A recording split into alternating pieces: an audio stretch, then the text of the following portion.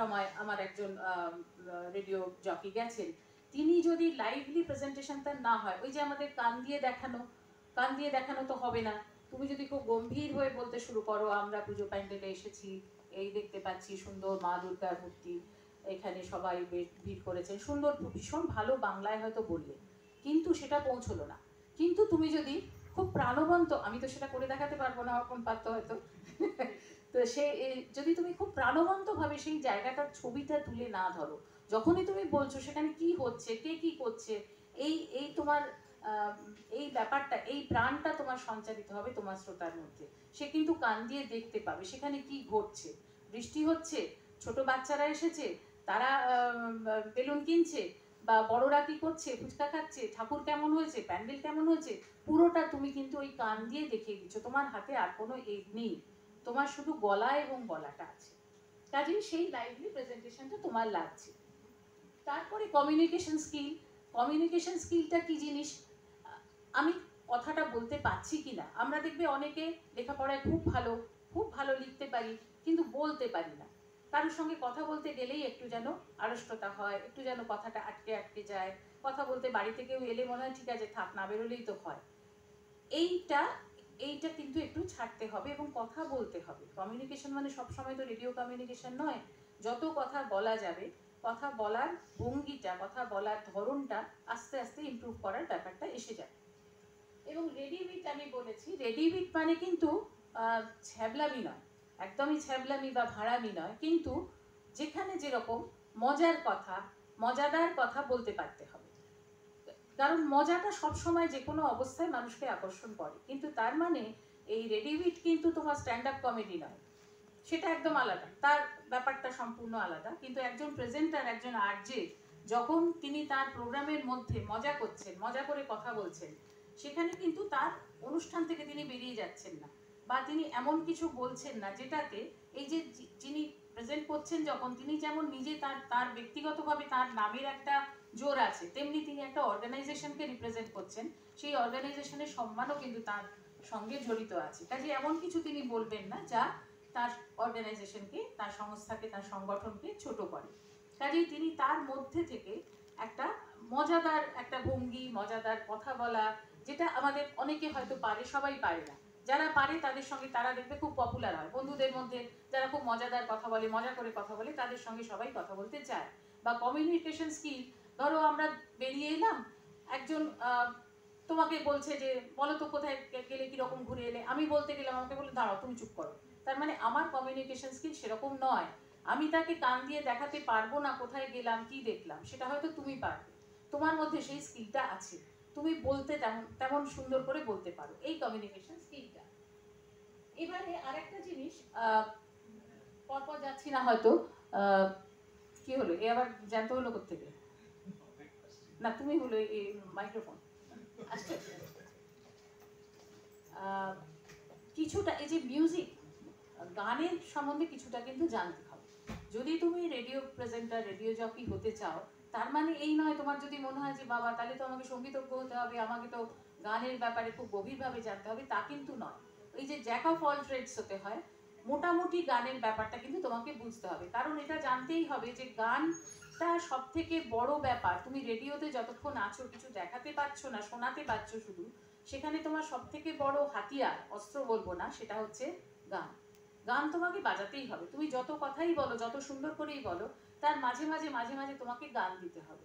এবার এই গান কি দেবে, কি গান দেবে, কোথায় কোন গান দেবে, কোথায় কোন গান মানাবে, গান তো সবই সুন্দর, তুমি বলে গান তো সবই ভালো, আমি যা যা জানি ইংরেজি বাংলা হিন্দি সব বাজিয়ে দিলাম, তা কিন্তু করলে চলবে না, তাহলে তোমার প্রোগ্রামটার রেটিং কমে যাবে।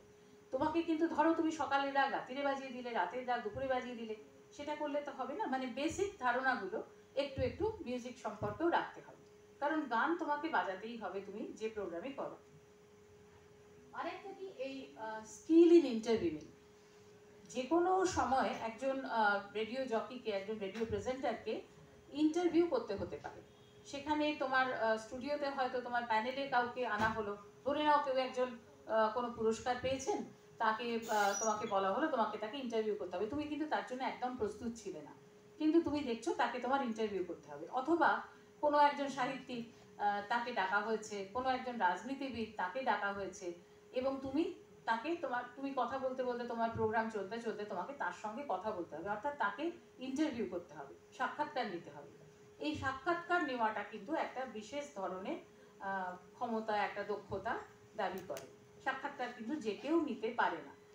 যে কেউ নিতে পারে না তাহলে তুমি কি প্রথমেই হাত তুলে দেবে যে আমি বাবা সাক্ষাৎকার নিতে পারি না? তা নয়, এটাও কিন্তু এই স্কিলটাও ডেভেলপ করা যায়, যে কিভাবে প্রশ্ন করব, কাকে কিভাবে প্রশ্ন করব, এটা কিন্তু একটু প্র্যাকটিসের ব্যাপার আছে। মানে আমি কি মানে আমাকে এটা কিভাবে প্র্যাকটিস মানে কি, আমাকে মোটামুটি চোখ কান খোলা রাখতে হবে।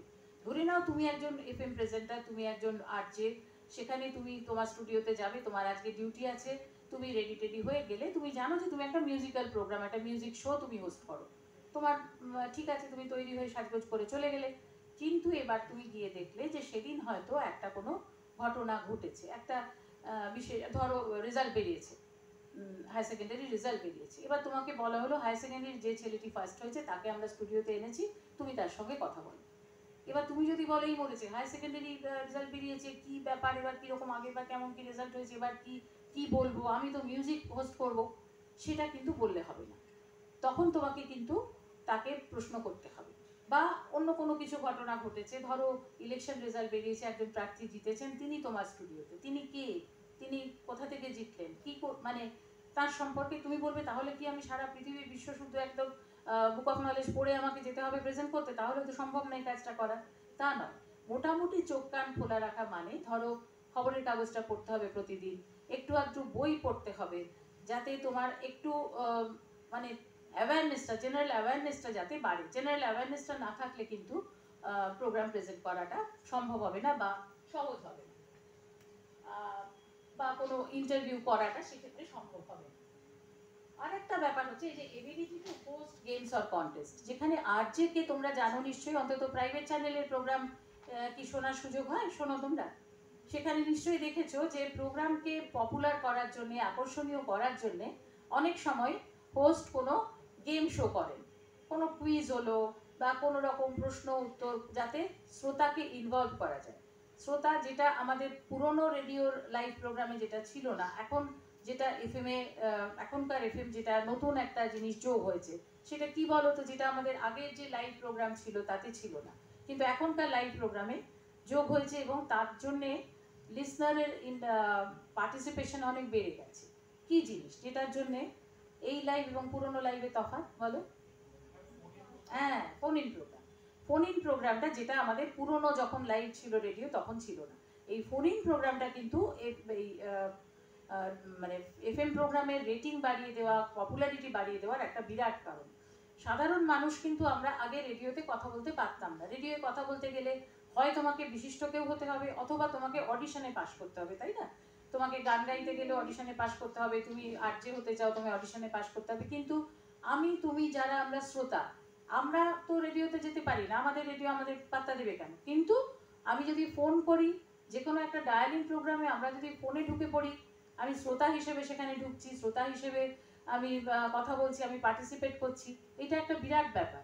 প্রথম দিকে লোকে নিজের গলা শোনার জন্য ফোন করতো, ফোন করে আন্তাবড়ি বলতো, কিন্তু কথা ওই হয়তো বলে রেখেছে তার বন্ধুকে, শুনিস আমি ওই প্রোগ্রামে ফোন করবো, কিন্তু সেই রকম হয়তো তারা ফোন করলো, করে এলেবেলে কিছু বলতে থাকলো। তারপরে আস্তে আস্তে এই শ্রোতারা একটা সম্পদ হয়ে দাঁড়ালো প্রোগ্রামে। তোমার প্রোগ্রামে যদি ভালো শ্রোতা আসেন, তাহলে কিন্তু তোমার প্রোগ্রামের মান বেড়ে যায়। অনেকেই আছেন যারা হয়তো রেডিওতে এসে পার্টিসিপেট করতে পারছেন না, কিন্তু শ্রোতাকে কখনো আন্ডার এস্টিমেট করতে নেই। তাদের মধ্যেও অনেকে আছেন যারা বিভিন্ন বিষয় অনেক ভালো জানেন, কাজেই সেই রকম শ্রোতারা যখন আসবেন ফোনে, তখন তোমার প্রোগ্রামের মান অনেক বেড়ে যাবে। এবার এই ফোনগুলোকেও কিন্তু ট্যাকল করার ব্যাপার আছে। এই যে ইন্টারাকশন কিন্তু আমাদের, প্রথম কথা, যখন দুজনের শো হয় তখন দুজনের মধ্যে একটা ইন্টারাকশন থাকে, এবং যে ইন্টারাকশন একটা টক শোতে থাকেই, সেটা হচ্ছে ফোন ইন ইন্টারাকশন। লিসনার যখন আসছেন তখন তার সঙ্গে তুমি আরজে হিসেবে তার সঙ্গে ইন্টারাক্ট করছো। এবার সে কে তুমি কিন্তু জানো না, মানে কে বলতে আমি বলছি তোমার যে কো প্রেজেন্টার, তার সঙ্গে তোমার আলোচনা হয়েছে, তোমরা প্রোগ্রাম নিয়ে প্ল্যানিং করেছো, তুমি জানো কে কোনটার পরে কি কথা বলবে, কি গান বাজাবে, কিন্তু যে ফোনে আসছে তার ব্যাপারটা তুমি জানো না। সে কিন্তু এলেবেলে কথা বলে তোমার প্রোগ্রামটাকে একদম ঝুলিয়ে দিতে পারে। অথবা ধরো কেউ বলেই যাচ্ছে অনেকক্ষণ কথা বলে যাচ্ছে, যাতে তুমি তোমার কথা বলতে পারছো না, প্রোগ্রামটা তোমার বুঝতে পারছো যে ঝুলে যাচ্ছে, মানে কি ব্যাপারটা হতে যাচ্ছিল, কিরকম কি করতে যাচ্ছিল সেই ব্যাপারটা কিন্তু থাকছে না। তাহলে তুমি তখন কি করবে, সেই সেই প্রেজেন্ট, কিন্তু তুমি যদি সেই ফোনে যিনি এসেছেন শ্রোতা, তাকে তুমি কিন্তু খুব রুডলি হার্শলি কিছু বলতে পারো না, কারণ তাহলে তিনি তারপরে আর আসবেন না এবং তোমার একটা ব্যাড সিগন্যাল যাবে শ্রোতার কাছে, তোমার একটা খুব খারাপ সিগন্যাল যাবে যে এই আর যে খুব রুড, এ খুব খারাপভাবে কথা বলে আমাদের সঙ্গে, কাজেই তোমার প্রোগ্রামের পপুলারিটি কমবে। তুমি সেটা নিশ্চয়ই চাও না। অতএব তোমাকে বুদ্ধি করে, কায়দা করে, স্কিলফুলি এই যিনি এসেছেন শ্রোতা, তার কথা যদি তোমার ভালো না লাগে, হয় তুমি তাকে ঠিক লাইনে আনো কি বলাতে চাও, অথবা তুমি তাকে ঠিক সময় মতো কেটে দাও। ঘচ করে কেটে দিতে কিন্তু পারবে না, তাকে সেভাবে বুঝিয়ে যাতে তুমি তার পরের শ্রোতাকে নিতে পারো, বা তুমি তোমার পয়েন্টে, তুমি দেখছো তুমি 10টা পয়েন্ট করে নিয়ে গেছো, দুটোর পরেই তোমার আর কথা বলতে তুমি পারছো না, সেখানে তোমাকে কিন্তু সেইভাবে তোমার এই ইন্টারঅ্যাক্টিভ ফোন ইন প্রোগ্রাম যেগুলো, সেখানে কিন্তু তোমাকে ইন্টারাকশনটা সেই রকম স্কিলফুলি করতে হবে। জেনারেল অ্যাওয়ারনেসের কথা তো হলো, আর একটা থাকবে যেটা ডাইনামিজম। এই ডাইনামিজমটা কি, সে তো যে কোনো কাজেই আমরা বলে থাকি ডাইনামিক হতে হবে, ছাত্রছাত্রী হিসেবেও হতে হবে, যে কোনো চাকরিতেই ডাইনামিক হতে হবে। এখানে একজন আরজে হিসেবে ডাইনামিজমটা কি বলতো, এটা হচ্ছে ইনোভেটিভ পাওয়ার, তোমার একটা ইনোভেশন সবসময় থাকতে হবে। আমি ধরো তোমাকে বললাম যে তুমি এই এই বিষয়টা নিয়ে তুমি একটা প্রোগ্রাম করো, তুমি এই অসময়ে বৃষ্টি নিয়ে একটা প্রোগ্রাম করো, বা ধরো তুমি সামনে ভোট আসছে তুমি সেটা নিয়ে প্রোগ্রাম করো, বা ধরো একটা সাহিত্য পুরস্কার ঘোষণা হচ্ছে সেটা নিয়ে প্রোগ্রাম করো, বা রবীন্দ্র জয়ন্তী নিয়ে প্রোগ্রাম করো। এবার আমি তো বলে দিয়ে খালাস, তুমি প্রোগ্রামটা করবে, তুমি কিন্তু তুমি যা যা বলেছে ওই ঠিক আছে, এই বলেছে এই আমি গান বাজিয়ে দিলাম হয়ে গেল, সেখানে কিন্তু তুমি ডায়নামিক হলে না। সেখানে তুমি ডায়নামিক এটা প্রমাণ করতে গেলে তোমাকে কি করতে হবে, তোমাকে কিন্তু আরো অনেক বেশি তোমাকে ভাবতে হবে প্রোগ্রামটা নিয়ে। ধরো এই আবারও একটু অন্য গল্পে যাই, এই আমাদের এফএম, মানে বারবার হয়তো আমাদের এই আকাশবাণী এফএম এর কথা এসে যাবে, কারণ যেহেতু অনেক দিন সেখানে কাজ করার একটা অভিজ্ঞতা বা একটা ভালো লাগার সময়। আমরা নাটকের অনুষ্ঠান, ধরো নাটক কি হয়, রেডিওতে নাটক আমরা শুনি, নাটকটা চালিয়ে দিই, শুনি, ভালো লাগলে শুনলাম, ভালো লাগলো না বন্ধ করে দিলাম, দুটোই অপশন আছে, হয় শোনো কিংবা বন্ধ করে দাও। এবং এখন যেহেতু অনেক চ্যানেল আছে, ফেয়ার কম্পিটিশন আছে, তুমি ব্রাউজ করে অন্য জায়গায় চলে যাও, টেলিভিশনেও হতে পারে, রেডিওতেও হতে পারে, তোমার ভালো লাগছে না তুমি অন্য একটা চ্যানেলে চলে গেলে, সেরকম হতে পারে। কিন্তু নাটকের যিনি শ্রোতা, তার কিন্তু ওই শোনা বা না শোনা এছাড়া আর কোনো অপশন থাকছে না। যখন আমরা এফএম চালু করলাম, ভাবা হলো যে আচ্ছা নাটকের শিল্পী না হলে করতে পারবে না, মানে অডিশনে পাস না করলে করতে পারবে না, তাহলে শ্রোতার তো কিছু করার নেই, শ্রোতা শুধু শুনছে, শ্রোতাকে আমরা কি করে পার্টিসিপেট করাতে পারি। প্রথমে ভাবা হলো যে এইগুলো ইনোভেশন, এইগুলো ডাইনামিজম, এইসব ভাবনা চিন্তাগুলো অনেক সময় হয়েছে আর্যদের মধ্যে থেকে এসেছে, যারা ইয়াং, এই ইউথটার ব্যাপারই তাই যে যারা আমরা বুড়ো হয়ে যাই, তাদের ভাবনার দৌড়টাও কমে যায়, বা ভাবনাগুলো ঝাপসা হয়ে আসে, ভাবনাগুলো ভোতা হয়ে আসে। কিন্তু তোমরা যারা নতুন এই প্রফেশনে আসবে, এই কাজে আসবে যারা, তাদের মধ্যে সেই ডাইনামিজমটা থাকবে যে তারা নতুন করে ইনোভেট করতে পারবে। ধরে নাও এই আমরা ভাবলাম নাটক, সবসময় আমরা জানি কোনো গল্প, উপন্যাস, নাটকে কি থাকে, একটা ক্লাইম্যাক্স থাকে, একটা জায়গায় গল্পটা ওঠে, তারপর সেটা একটা একটা সমস্যা বা কিছু, তারপর সেটা থেকে আস্তে আস্তে সমাধানের দিকে যায়। এবারে একটা রেকর্ডেড নাটক, খুব পরিশ্রম কিছু নেই, একটা পুরো নাটক রেকর্ড করা হলো, করে তার ক্লাইম্যাক্সের জায়গাটাতে আমরা কেটে দিলাম, কেটে দিয়ে ধরো আমরা বললাম যে শ্রোতাকে বললাম এবার আপনারা বলুন এরপর কি হবে, বলুন। তো শ্রোতা এবার ফোন নিতে থাকলাম, ওইখানে থামিয়ে দিয়েছে, কিন্তু বাকি অংশটা শোনায়নি। আমরা বললাম যদি বাকি নাটকটার সঙ্গে, আসল সমাধানটার সঙ্গে আপনার উত্তর মেলে, আপনি অমুক পুরস্কার পাবেন, অথবা ধরো বলা হলো আপনাকে স্টুডিওতে ডাকা হবে, আপনার ইন্টারভিউ ব্রডকাস্ট হবে, এটাই শ্রোতার কাছে পাওয়া। তো সেখানে শ্রোতারা ফোন নিতে লাগলাম, অনেকে বললেন 2-3 জনের উত্তর হয়তো আমাদের আসল। এবার কি করলাম, 10টা ফোন নিলাম, নিয়ে আমি বাকি নাটকটা বাজিয়ে দিলাম। যারা শুনলেন তারা দেখলেন তাদের কয়েকজনের হয়তো মিলেছে, শেষকালে তাদের নাম ঘোষণা করলাম, যাদের উত্তরটা মিলেছিল তাদের কোনো পুরস্কার ঘোষণা করা হলো বা কিছু। এতে ব্যাপারটা কি হলো বলো তো, কি হলো, আমি তো, তারা ফোন করলো, আমি তো তাদের কিছুই ধরো বললাম না, বললাম হ্যাঁ খুব ভালো, এই তো আপনাদের নাম ঘোষণা করে দিলাম, আমার লাভ কি হলো? অ্যাজ আ রেডিও জকি বা অ্যাজ আ রেডিও চ্যানেল লাভটা কি হলো, কেন করলাম? হ্যাঁ, শ্রোতা অনেক বেশি কানেক্টেড হলো। এই যে প্রথম দিন যারা শুনেছিল তারা আরো অনেককে বললো যে ওই সময় ওই দিনে নাটকটা শুনবে, ওটাতে কিন্তু বলতে পারবে, ওরা জিজ্ঞেস করবে যে কি হবে, তারপর তুমি যদি বলো তোমার নাম বলবে, বা তোমাকে ফোনে লাইভে নেবে, এইটা তার কাছে একটা প্রাইজ হলো। কাজেই সেরকম অনেক সময় হলো যে তারা বলতে শুরু করলো। তারপরেও আরও একটা খুব খুব আমাদের জনপ্রিয় একটা অনুষ্ঠান হয়েছিল, যেটার ভালো হতো ডক্টর ঘোষ থাকলে, ও নিজে এটাতে ছিল এবং এটার অনেকটাই ওদেরই ভাবনা, এই যে ইনোভেশন বলছি, তখন ওরাও একেবারেই ছোট, একেবারেই নতুন পাশ করে বেরিয়েছে ছাত্রী আর কি, খুব ভালো ছাত্রী, কিন্তু অভিজ্ঞতা নেই, রেডিও ব্রডকাস্টিংয়ের অভিজ্ঞতা নেই। তো সেই সময় আমরা একটা এই নাটকেরই অনুষ্ঠান করেছিলাম যার নাম হচ্ছে ইচ্ছে নাটক। এই ইচ্ছে নাটকটা কি? ইচ্ছে নাটক নামটা শুনে নিশ্চয়ই বুঝতে পারছো যে ইচ্ছে মতো নাটক করা যাবে। ইচ্ছে মতো নাটক আবার কি করে করা যাবে, তা কি করা যায়? মানে হঠাৎ যদি তোমাকে এখানে বলি যে তুমি একটা নাটক করো, পারবে নাকি? নাটক আমরা কি জানি, একটা স্ক্রিপ্ট পড়বো, সেটা রিহার্স করব, সেটা ভালো করে সেটা নিয়ে কোন ক্যারেক্টার কাকে দেওয়া যাবে, কি এফেক্ট দেওয়া যাবে, এসব ভাবা হবে, করে একটা পুরো নাটক একটা রেকর্ডিং হবে, এডিটিং হবে, ডাবিং হবে, করে সেটা ব্রডকাস্ট হবে, এত কিছু ধাপ পেরোতে হবে। কিন্তু ইচ্ছে নাটকটা কি জিনিস? ইচ্ছে নাটকে যেটা হতো, যারা নাটক করতে পারেন, মানে ড্রামা ভয়েস যারা, এরকম দুজন প্রেজেন্টার স্টুডিওতে থাকবেন এবং নাটকও শোনানো হবে, তার সঙ্গে শ্রোতাদের কাছে একটা ওপেন অফার দেওয়া হবে যে আপনারা কোনো একটা সিচুয়েশন বলুন, সেই সিচুয়েশনটা এরা অভিনয় করে দেখাবে।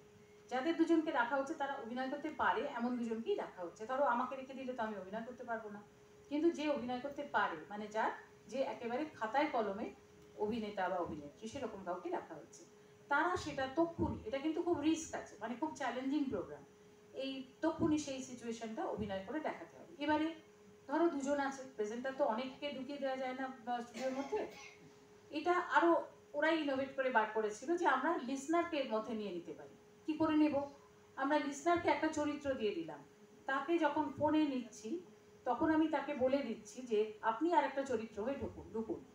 এখানে কিন্তু কোনো স্ক্রিপ্ট নেই, সে কিন্তু একটা নাটক ইচ্ছে মতো, ধরো আমরা যদি ইচ্ছে মতো একটা নাটক শুরু করি এখানে, যে দুজন শুরু করবে, তারপরে আরো সবাই আমরা এগিয়ে নিয়ে যাব, সেইভাবে একজন শ্রোতাও সেখানে ঢুকে পড়লো।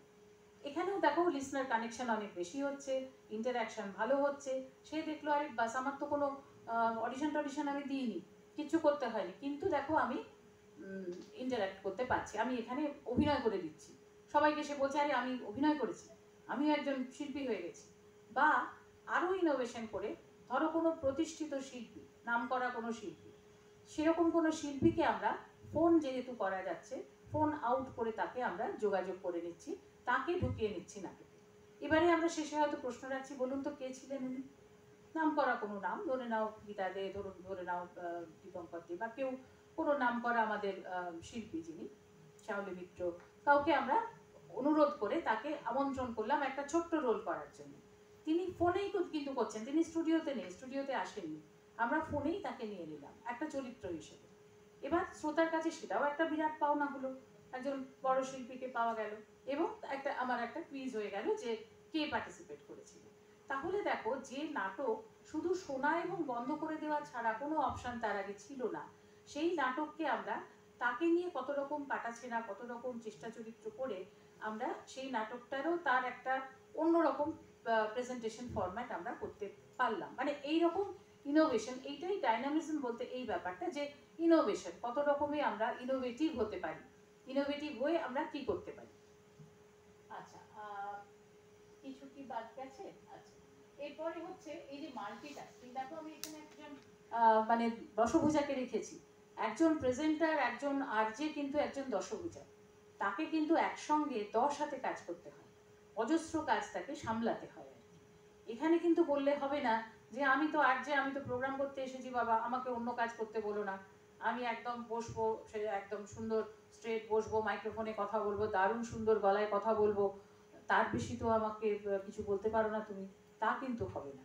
আরজেকে দেখো কত কি করতে হয়, ধরো প্রোগ্রাম তো প্রেজেন্ট করতেই হচ্ছে, প্রোগ্রাম প্রেজেন্টেশন তো আছেই, তোমাকে তার সঙ্গে গান বাজাতে হচ্ছে, গানগুলো তোমাকে বিফিটিং গান বাজাতে হবে, কোথায় কীরকম গান লাগবে সেরকম গান তোমাকে বাজাতে হবে, ফোনগুলো করতে হবে, ফোন তোমাকে কেউ করে দিচ্ছে না, তোমাকে নিজেকেই কিন্তু ফোন ইন বা আউট করতে হবে। এবার সাধারণত কি করা হয়, একটা গান বাজিয়ে ওই ওই গ্যাপটাতে তোমাকে ফোনে যোগাযোগ করে নিতে হবে কারোর সঙ্গে, বা তোমায় ফোনগুলো নিতে হবে, তোমাকে ফোনও কিন্তু স্ক্যান করে নিতে হবে। ধরো পরপর ফোনের কনসোলে ফোনের আলো জ্বলেই আছে, তুমি কিন্তু প্রত্যেকটা ফোন নেওয়ার মতো নয়, দু একটা ফোন এমন হবে যেগুলো নিলে তোমার প্রোগ্রামটা একেবারে খারাপ করে দেবে তারা। তোমাকে ফোন করে ফোনটা ধরে নিয়ে আগে একটু বুঝে নিতে হবে যে কি বলতে চাইছি, সেটা তুমি নিতে পারো কিনা। কাজেই তোমাকে একটা গান বাজিয়ে একটা গানের ব্রেক নিয়ে সেখানে কিন্তু তোমাকে ফোনটা শুনে নিয়ে তোমাকে স্ক্যান করতে হলো যে এটা নেবো কি নেবো না। যেমন ধরো ইলেকশনের সময় খুব মারাত্মক ব্যাপার হয়, ধরো ইলেকশন ব্রডকাস্ট হচ্ছে, ইলেকশনের রেজাল্ট ডিক্লেয়ার হচ্ছে, তখন এদিকে এন্টারটেনমেন্ট প্রোগ্রাম চলছে। নিশ্চয়ই জানো যে রেজাল্ট যখন দেওয়া হয় তখন আগে টেলিভিশনে হতো, সিনেমা দেখানো হতো, মাঝে মাঝে রেজাল্ট বলা হতো। এফএমেও তেমনি করা হয় যে এন্টারটেনমেন্ট প্রোগ্রাম চলে, মাঝে মাঝে এক একটা রেজাল্ট যখন ডিক্লেয়ার হচ্ছে তখন সেগুলো বলা হচ্ছে। তো এখানে এই যে তুমি রেজাল্ট যখন ডিক্লেয়ার হচ্ছে তখন ফোন তুমি নিলে, সে হয়তো কোনো একটি দলের নামে কিছু একটা বলে দিল, ভালো বা মন্দ। এবার সেটা কিন্তু সরকারি বেসরকারি যে মাধ্যমেই হোক সেটা কিন্তু খুব মুশকিলে ফেলে দিতে পারে তোমাকে। কাজেই তোমাকে ফোন স্ক্যান করে নিতে হবে। অতএব এই যে ডায়াল ইন হোক বা ডায়াল আউট হোক, মানে তুমি ফোন রিসিভ করতে পারো, যারা শ্রোতারা তাদের ফোন তুমি রিসিভ করতে পারো, বা তুমি ফোন আউট করতে পারো, ফোন কাউকে যোগাযোগ করে নিতে পারো। ধরো তুমি তোমার প্রোগ্রামের জন্য মনে করছো একজনকে যোগাযোগ করা দরকার, ধরে নাও একটা সাহিত্যের অনুষ্ঠান করছো, তোমার মনে হলো সেখানে আমি চিন্ময় গুহকে যোগাযোগ করবো, বা আমি পবিত্র সরকারকে যোগাযোগ করবো, তিনি তো আমার স্টুডিওতে নেই বা তিনি শ্রোতা হিসেবে আসবেন না, তাকে আমি ডায়াল আউট করে তাকে আমি প্রোগ্রামটাতে জুড়ে নিলাম, তাকে আগে বলে রাখা ছিল তাকে আমরা জুড়ে নিলাম। এইভাবে ফোন ইন বা ফোন আউট করা যায়। এই ফোন আউটের আরেকটা ঘটনা বলি। যখন অমর্ত্য সেন নোবেল পুরস্কার পেলেন, অল্প দিনের জন্য কলকাতায় এসেছিলেন, সেই সময় কিন্তু আমরা রেডিওতে আনার বহু চেষ্টা করে ওই এক দুদিনের মতো ওকে কিছুতেই স্টুডিওতে আনা যায়নি। এবার তাহলে কি হবে, সবাই তো এক্সপেক্ট করবে যে অমর্ত্য সেনকে তাহলে তো রেডিও আনতে পারলো না, সেটা তো রেডিওর ক্ষেত্রে একটা অক্ষমতা হলো। তখন একটা জিনিস ভাবা হলো, টেকনিক্যালি এটা সম্ভব হলো, কিন্তু শ্রোতা বুঝতে পারলেন না যে তিনি স্টুডিওতে আছেন কি নেই। উনি যে হোটেলে উঠেছেন সেই হোটেলে একজন আরজে চলে গেল, গিয়ে এবার সেখান থেকে ওর সঙ্গে কথা বলছে, সেখানে বসে তার সঙ্গে কথা বলছে।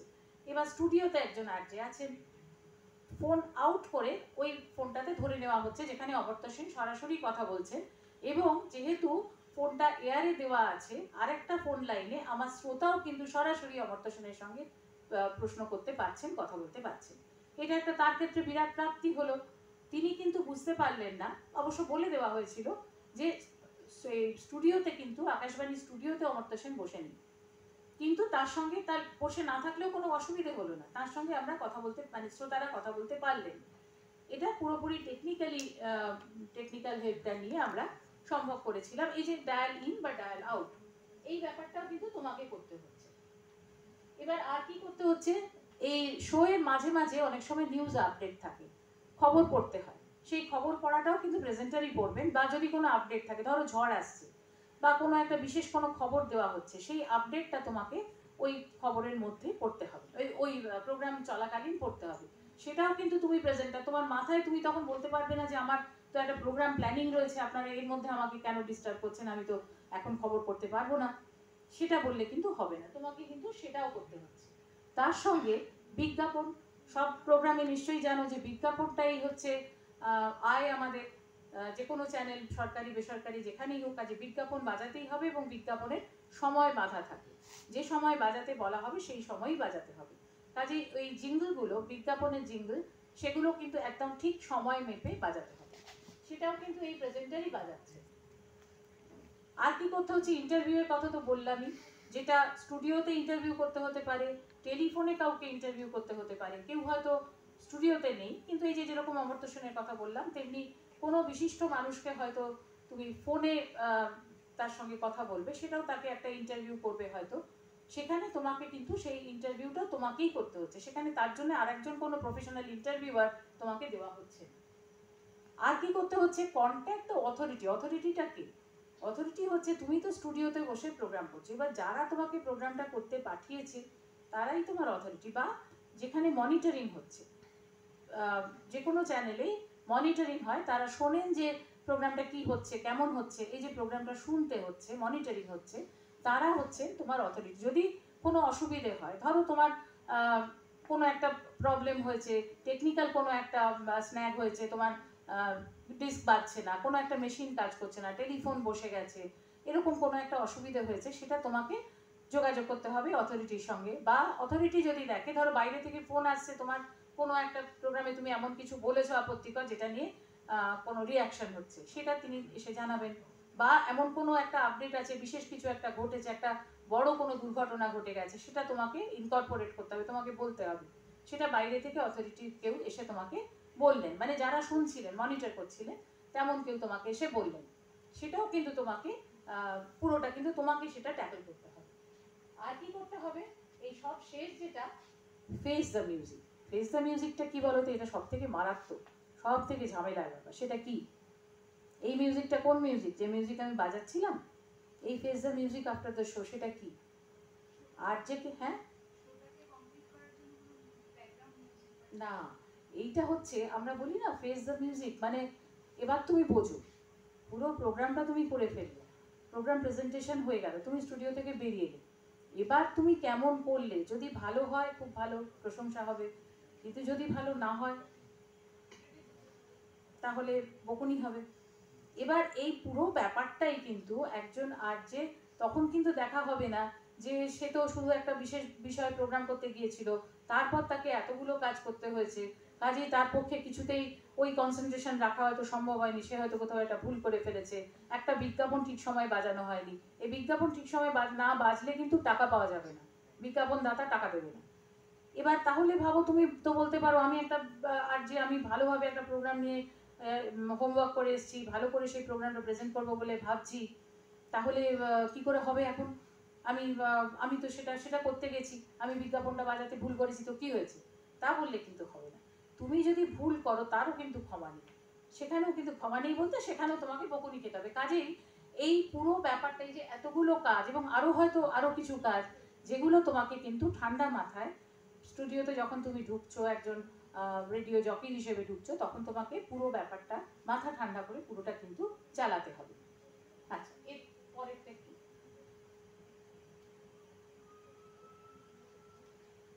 হ্যাঁ, এখানে হচ্ছে হোমওয়ার্ক। তুমি আর যে হবে, আর যে হয়েছো, এবার তোমার কিছু কিছু কাজ তোমাকে করতে হবে, কিছু কিছু জিনিস না করলেই নয়, যেটা কিন্তু না করলে তুমি তুমি সফল একজন আরজে হয়ে উঠতে পারবে না, বা তোমার প্রোগ্রামের রেটিং ভালো হবে না, যেভাবে তুমি দেখো সেটাকে। তুমি ভালো আরজে হতে গেলে তোমাকে কি কি করতে হবে, আমার মনে হয় অর্পণ হয়তো এগুলো বলেছে, বা এই কদিনে যারা সত্যি সত্যি প্রোগ্রাম প্রেজেন্ট করে তারা অনেক ভালো করে এগুলো বলতে পারবে। এক নম্বর হচ্ছে তো গলার যত্ন, গলাটাকে ঠিক রাখা, গলাটাকে, যে কোনো বাচিক শিল্পী, আমি জানি না এখানে কেউ আছো কিনা যারা আবৃত্তি করো, গান করো, বা নাটক করো, তারা তো জানোই যে গলাটাকে খুব যত্ন নিতে হয়, গলার যত্ন নিতে হয়।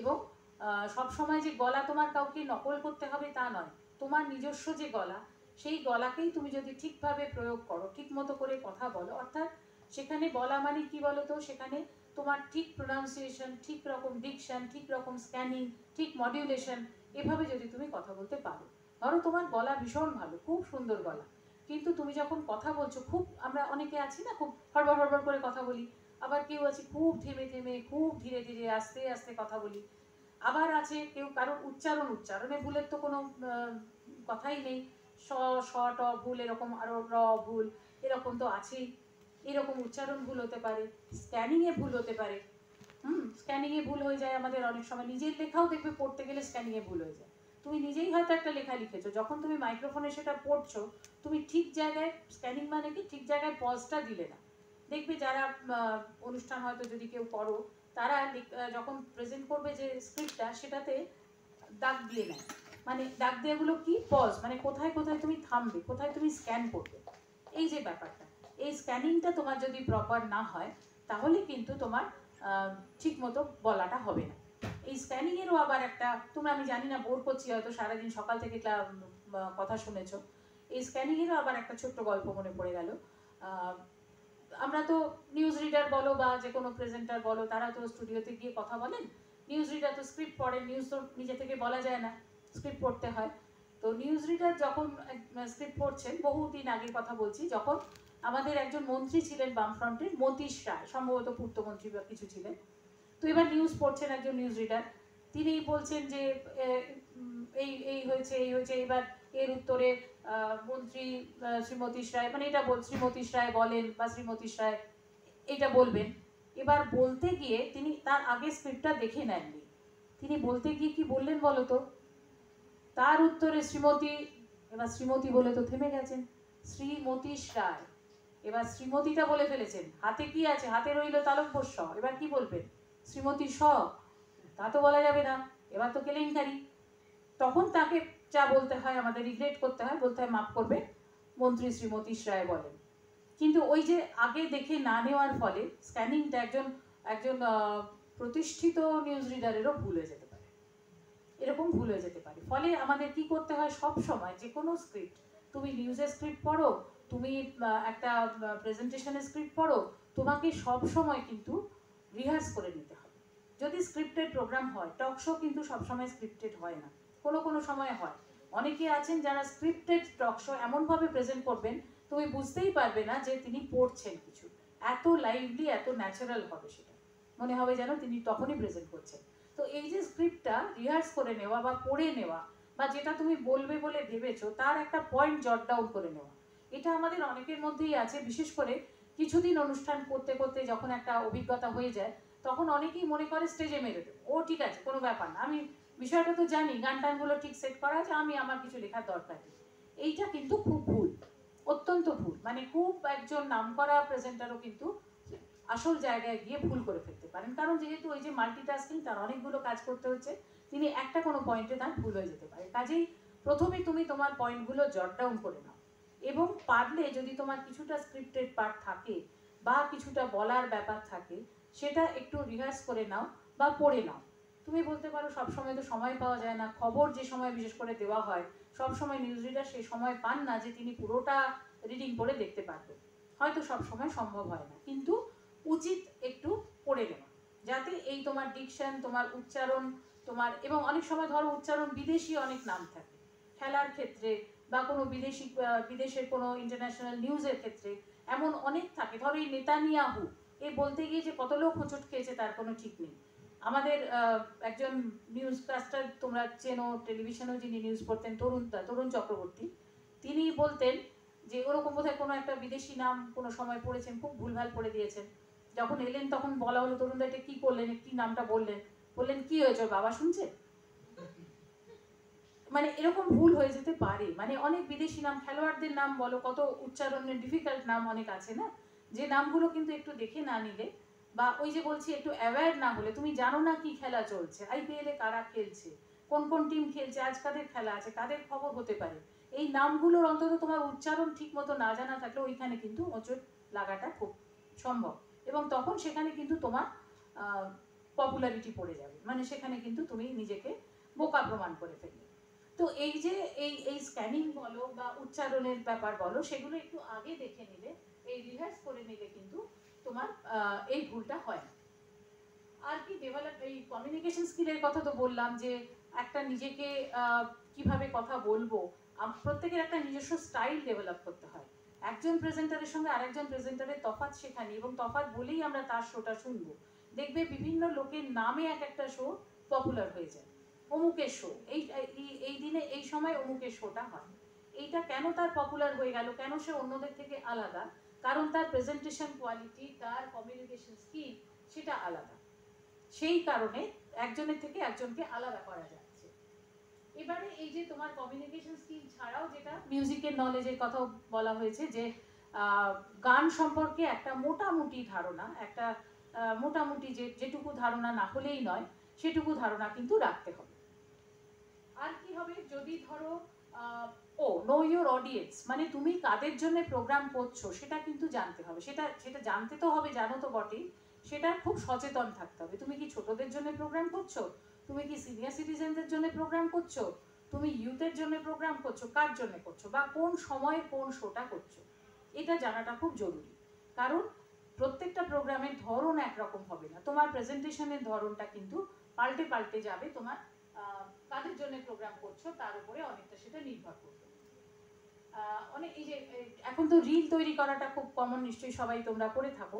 এই যেরকম আমরা এই রিহার্স করার কথা বলছি, সেরকম একটা ডেমনস্ট্রেশন রিল তৈরি করে নিতে পারলে সব থেকে ভালো হয়। প্রোগ্রাম তোমার আগে থেকে, ধরো তোমার প্রোগ্রাম ফিক্সড আছে, এই দিনে এই সময় এই বিষয় নিয়ে তোমার প্রোগ্রাম আছে, তুমি একটা আগে থেকে নিজে সেটা বলে নিজে তৈরি করে একটা মোটামুটি একটা করে দেখে নাও বা কাউকে শুনিয়ে নাও যে কেমন হচ্ছে, তুমি যাতে সেটা কারেকশন করতে পারো, তাতে আরো কিছু অ্যাড করতে পারো, কিছু বাদ দিতে পারো, সেই রকম একটা কিছু ডেমনস্ট্রেশন তৈরি করে নিতে পারো।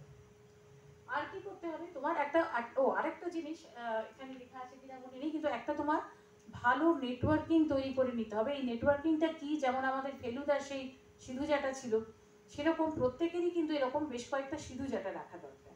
তোমার প্রয়োজন হলে তুমি কাকে যোগাযোগ করবে, ধরে নাও আনন্দ পুরস্কার ঘোষণা হয়েছে বা কোনো একটা সাহিত্যের পুরস্কার ঘোষণা হয়েছে, কেউ একজন কবি পুরস্কার পেয়েছে, তুমি তাকে কিচ্ছু জানো না, জানা বাধ্যতামূলক নয়, এটা তোমার দোষও নয়, তুমি হয়তো কবিতা পড়োই না, পড়তেই হবে নাকি, কিন্তু তোমাকে সেদিন তুমি প্রোগ্রাম করতে গিয়ে তুমি শুনছো, তাকে ফোনে ইন্টারভিউ করতে হবে বা তিনি স্টুডিওতে আসবেন, তার সঙ্গে কথা বলতে হবে, তুমি কি বলবে? বা কোনো একজন মিউজিক আর্টিস্ট আসবেন বা এসেছেন, বা ফোনে তাকে নিতে হবে, তার সঙ্গে কথা বলতে হবে, তুমি সেই গানের ব্যাপারে, সেই আর্টিস্টের ব্যাপারে কিছু জানো না, তুমি তখন কি করবে? তুমি কি ওই লড়াইয়ের এরিনা থেকে বেরিয়ে আসবে? তুমি কি বলবে আমি পারবো না? কখনো কিন্তু এইটা একটা কথা সবসময় মনে রাখতে হয়, এটা আমরা চাকরি জীবনের, কাগজের চাকরি জীবনের শুরুতে শুনেছিলাম, এই journalist should never say no to an assignment. একজন সাংবাদিক বা একজন প্রেজেন্টার, সে কোনো সময় কোনো অ্যাসাইনমেন্টে কিন্তু না বলবে না, না বলা নেই, না বললেই তুমি পিছিয়ে গেলে, না বললেই তুমি হেরে গেলে। কোথায় হেরে গেলে? তোমাকে আর প্রোগ্রাম দেবে না তা নয়, কিন্তু তোমার ইমেজ খারাপ হয়ে গেল। কাজেই চেষ্টা করতে হবে সব সময় যে প্রোগ্রাম আমাকে অ্যাসাইন করা হচ্ছে, আমি যেন সেই প্রোগ্রামটা করতে পারি। সেইটা করার জন্য আমাকে অনেক সময় এই যেরকম আমাদের কি যেন বলে, ওই কেবিসিতে কি বলতো, সেই আউটসাইড হেল্প যেটা নিতে হতো, লাইফ লাইন, সেরকম আমাদের কিছু লাইফ লাইন রাখতে হবে। ধরে নাও একজন সাহিত্যের কাউকে তুমি ইন্টারভিউ করবে, তুমি তাকে জানো না, তোমার কোনো বন্ধু নিশ্চয়ই জানে, তুমি তাকে ফোন করে নাও, তুমি আর কোনো তোমার সিনিয়র কাউকে জিজ্ঞেস করে নাও যে একে কি বলা যেতে পারে, ইনি কি ধরনের লেখা লেখেন, তুমি একটু জেনে নাও। এখন তো ইন্টারনেট আছে, গুগল আছে, কাজেই কোনো সমস্যা নেই। তাছাড়াও তোমার যদি মনে হয় যে কিছু বেশি আমার জানা দরকার, তেমন একটা নেটওয়ার্ক তোমার সবসময় যেন চালু থাকে, যেখানে তুমি সবসময় সাহায্য নিতে পারবে, যার সাহায্য নিয়ে তুমি তোমার প্রোগ্রামের কোয়ালিটি আরো বেশি, কন্টেন্ট আরো বেশি রিচ করতে পারবে। এই যে কাগজ পড়া বা বই পড়ার কথা বলেছি, যে যেটা কাগজ বা বই না পড়লে অসুবিধাটা কোথায় জানো, ধরো নিউজের ক্ষেত্রে একটা ব্যাপার আছে, অ্যাডলিব। অ্যাডলিব শব্দটা কি শুনেছো? শোনার কথা হয়তো, এমনি বিভিন্ন মিডিয়াতে অ্যাডলিব কথাটা ব্যবহার হয়, জানা আছে অ্যাডলিবটা কি? অ্যাডলিব কাকে বলে জানো? আচ্ছা, তোমরা বোধহয় খুব টায়ার্ড, তাই না? না, হতেই পারে, এরকম আমাদেরও হতো, টিফিনের পরের ক্লাসগুলো খুব কষ্টের হতো। আচ্ছা, তখন টিচার বলতেন, ব্যাকরণ ক্লাসে বিশেষ করে খুব কষ্ট হতো, তখন বলতেন চোখে জল দিয়ে এসো। তো যাই হোক, অ্যাডলিব ব্যাপারটা কি জানো, ধরো তুমি নিউজ পড়ছো, নিউজ প্রেজেন্ট করছো, তুমি জানো যে তোমার নিউজে আমরা কি নিই, জানি আমরা টেলিভিশন নিউজে, এখন রেডিও নিউজেও হয়, আমাদের ডেসপ্যাচ নিতে হয়। শুধু একজন নিউজ রিডার গড় করে নিউজ পড়ে যাচ্ছে, টিভিতেও যদি হয়, তার মুখটা অতক্ষণ দেখতে ভাল লাগে না। ঠিক যেরকম আমার মুখ দেখতে ভাল লাগবে না বলে আমি পিপিটিটা এনেছি, ঠিক সেই রকম নিউজ রিডারের মুখও টানা দেখতে ভাল লাগে না। সেখানে তোমার হয়তো ভিজুয়াল আছে অনেক, এই ভিজুয়ালগুলো ছাড়াও আমাদের ডেসপ্যাচ নিতে হয়। বা রেডিওতে তো একঘেয়ে একটা না বলে যাচ্ছে, এখন শুনবেন খবরের বিশেষ বিশেষ খবর আবার একবার এই তো বলে যাচ্ছে, সেখানেও আমরা ডেসপ্যাচ নিই।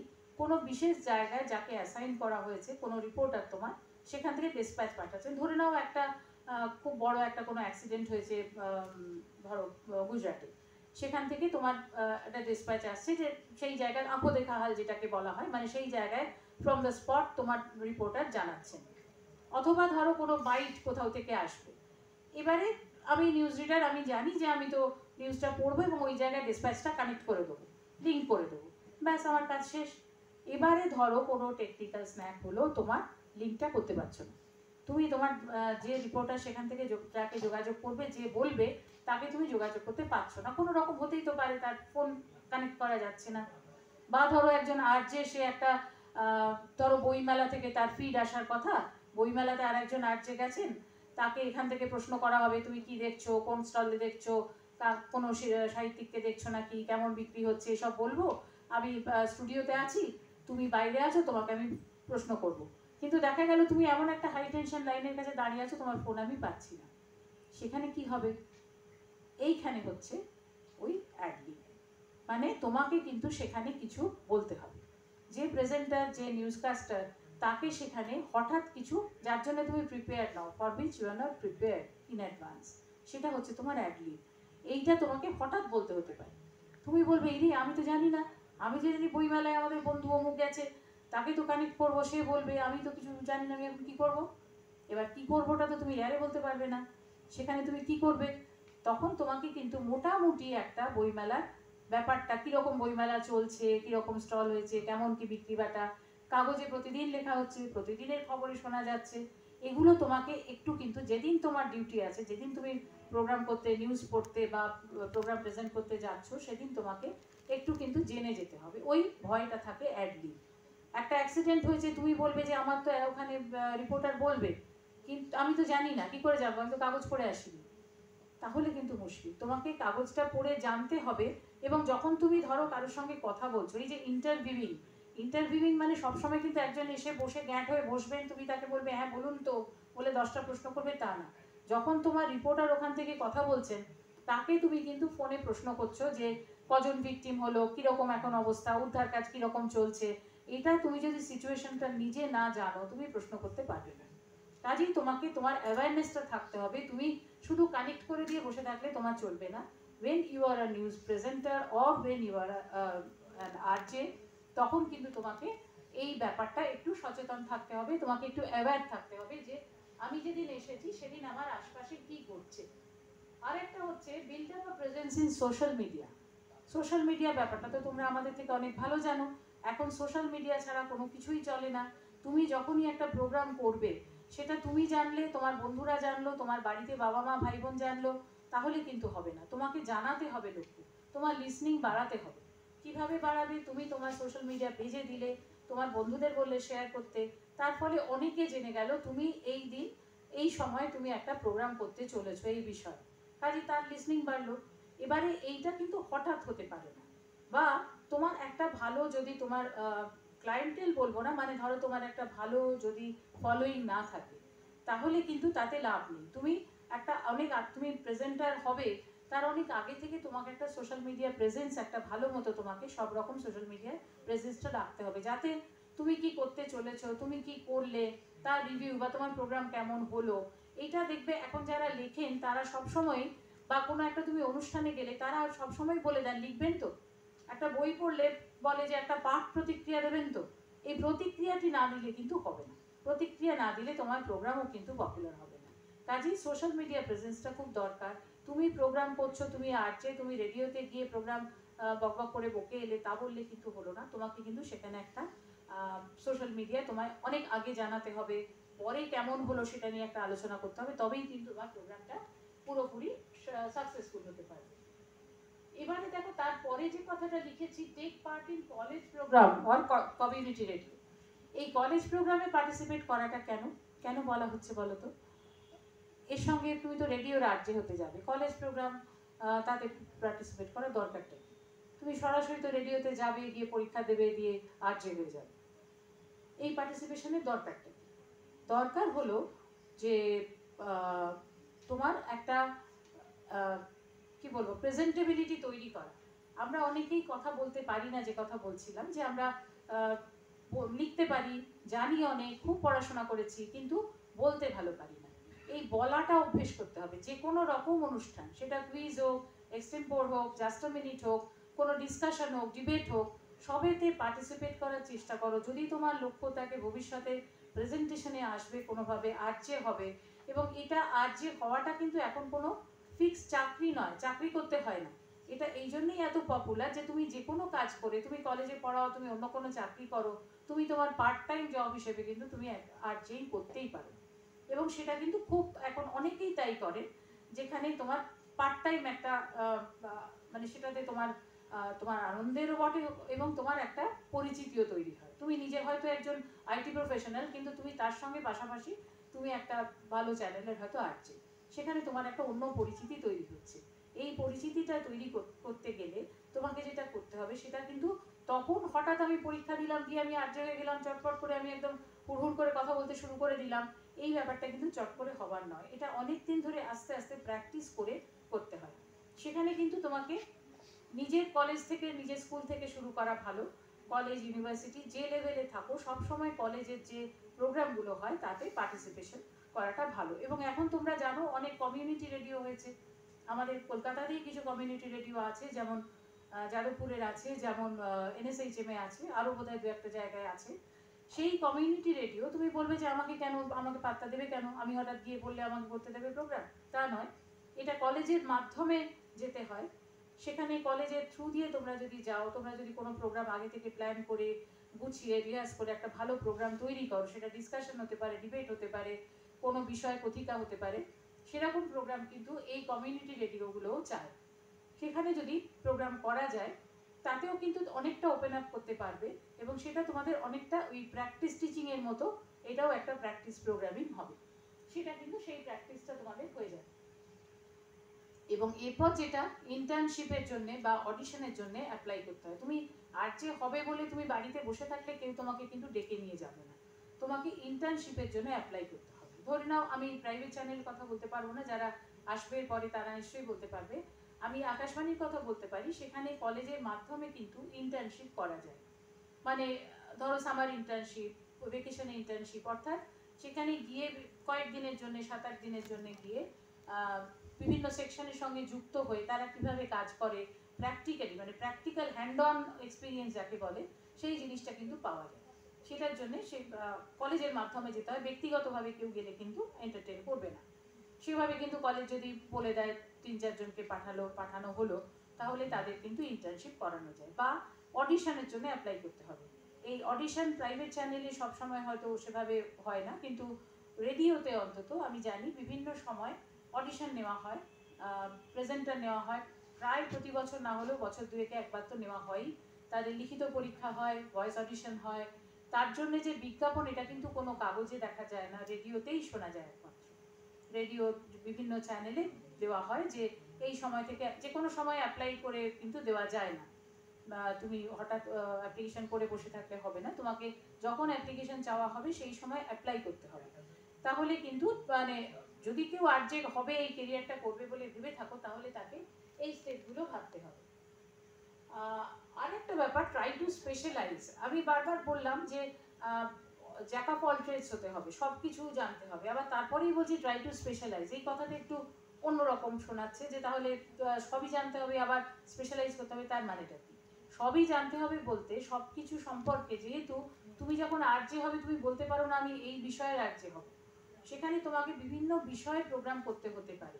এই করতে হতে পারে বলে তোমাকে সব রকম বিষয় একটু একটু জানতে হবে, কিন্তু তার মধ্যেও স্পেশালাইজ করা যেতে পারে। ধরে নাও তুমি, তোমার সায়েন্স ব্যাকগ্রাউন্ড আছে, তুমি সায়েন্সটা ভালো বোঝো, ধরে নাও কোনো একটা বিষয় তুমি ভালো বোঝো, তুমি কিন্তু সেটা অবশ্যই তাতে স্পেশালাইজ করতে পারো, যে বিজ্ঞান বিষয়ক যে প্রোগ্রামগুলো সেগুলো তুমি তার জন্য ভলান্টিয়ার করতে পারো। ধরে নাও চন্দ্রায়ন নিয়ে একটা অনুষ্ঠান হবে, চন্দ্রায়ন নিয়ে একটা অনুষ্ঠান হয়তো সকলে সমানভাবে পারবে না, যেটা একজন বিজ্ঞানের ছাত্র বা ছাত্রী যেভাবে হয়তো প্রেজেন্ট করতে পারবে, হয়তো বলছি, কারণ এমন হতে পারে যে হোমওয়ার্ক করে একজন খুব ভালো প্রোগ্রাম করলো। সেই রকমই কোনো বিশেষ বিষয়, সেটা সাহিত্য হতে পারে, ইতিহাস হতে পারে, সেটা কোনো কারেন্ট অ্যাফেয়ার্স হতে পারে, সেটা এনভায়রনমেন্ট হতে পারে, সিনেমা ফিল্ম হতে পারে। সবাই তো ফিল্ম বাফ নয়, সবাই তো ফিল্ম নিয়ে খুব ভালো পড়াশোনা নয়, সিনেমা দেখলেই তো আর সিনেমা বোদ্ধা হওয়া যায় না। কাজেই সেই রকম তুমি স্পেশালাইজ করতে পারো, আমি নাটক নিয়ে, আমি সিনেমা নিয়ে, আমি গান নিয়ে প্রোগ্রাম আমি করতে পারবো। সেই রকম জায়গায় যাওয়ার জন্য তোমাকে কোনো বিষয়ে স্পেশালাইজ করতে হতে পারে, সেখানে তুমি কোনো একটা বিষয় নিয়ে স্পেশালাইজ করতে পারো, করলে সেখানে তোমার সেই ধরনের প্রোগ্রামে তুমি বিশেষভাবে যোগ দিতে পারবে। যে কোনো প্রোগ্রামের থেকে অনেক সময় খোঁজা হয় যে এই এই ব্যাপারটা নিয়ে কে করতে পারবে, কে ভালো প্রোগ্রাম করতে পারবে, সবাই সব সময় সব বিষয়ে সকলকে পাওয়া যায় না, সেই জন্য স্পেশালাইজেশনের একটু দরকার আছে। ধরে নাও যেটা বলছি মিউজিক, সবাই কিছু না কিছু মিউজিক জানবে, কিন্তু যে অলরেডি মিউজিক জানে বা তার সেটা নিয়ে তার পড়াশোনা আছে, সে যদি সেটাতে স্পেশালাইজ করে, অবশ্যই প্রোগ্রাম দেওয়ার সময় ভাবা হবে যে কে মিউজিকের প্রোগ্রামটা ভালো পারবে। আচ্ছা, একটু পরের স্লাইডটাতে জানো। এইবারে দেখো কিছু নাম আসছে, এই নাম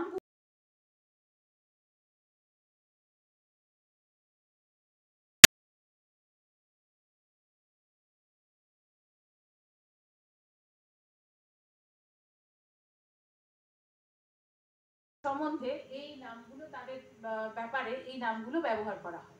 বিভিন্ন শব্দ আছে দেখো, অ্যানাউন্সার, ধরে নাও অ্যানাউন্সার, কম্পেয়ার, প্রেজেন্টার, এরকম বিভিন্ন শব্দে এই যারা প্রোগ্রাম প্রেজেন্ট করেন তাদের বিভিন্ন নামে বিভিন্ন শব্দে তাদের ডাকা হচ্ছে। এই নামগুলো সবগুলোতে খুব যে তফাৎ আছে তা না, কিন্তু একটু আধটু তফাৎ আছে। যেমন ধরো অ্যানাউন্সার, তোমাদের কি কারোর কোনো ধারণা আছে এই শব্দগুলো, এখানে যে শব্দগুলো আছে তার কোনোটা সম্পর্কে কি কোনো রকম ধারণা আছে? এখানে দেখো একটু বোল্ডে করা আছে, announcer, compere, presenter, news reader, assignee, interviewer, moderator বা অ্যাঙ্কার, একটু একটু করে বলাও আছে সেটা সম্বন্ধে। এইটা ধরো অ্যানাউন্সার কি করেন? তোমরা তো একটু একটু রেডিও তো শোনো হয়তো। হ্যাঁ, এই ঘোষণাটা কি মানে, সরি, ঘোষণাটা কি মানে কি? ঘোষণা তো ধরো আরজেও তো ঘোষণা করেন, আরজেও তো কথা বলছেন।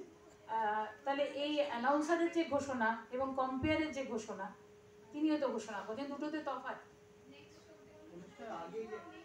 আপনারা শুনছেন আকাশবাণী কলকাতা। আর কি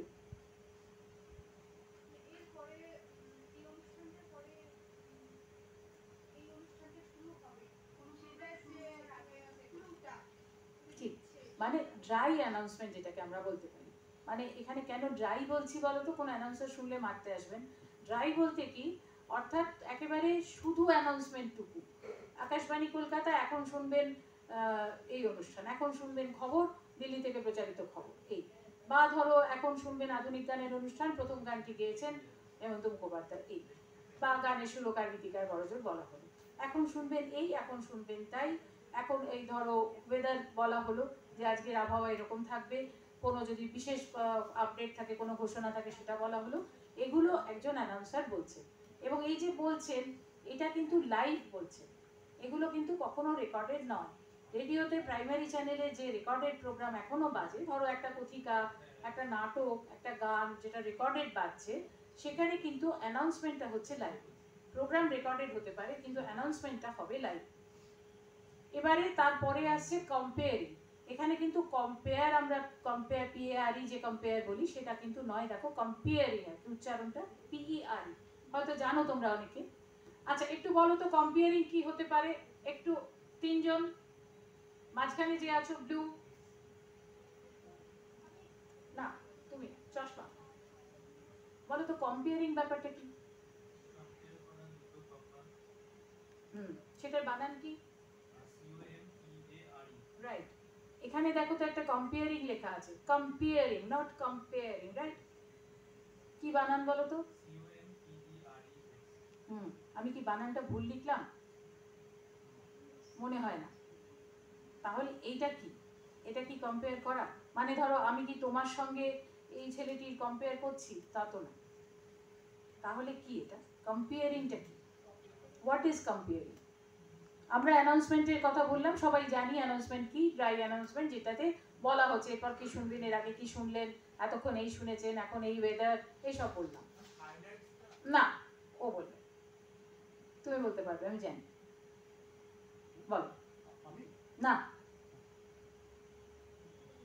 কিছু একটা তো বলো, দেখো লেখা আছে।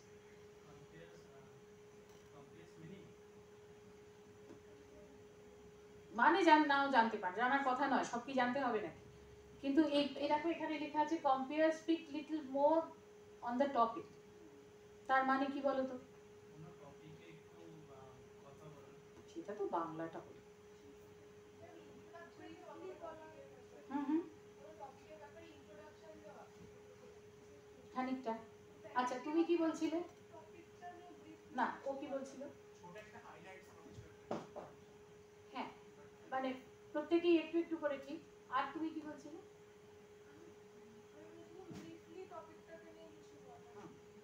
সবগুলোই ঠিক, একটু একটু করে ঠিক।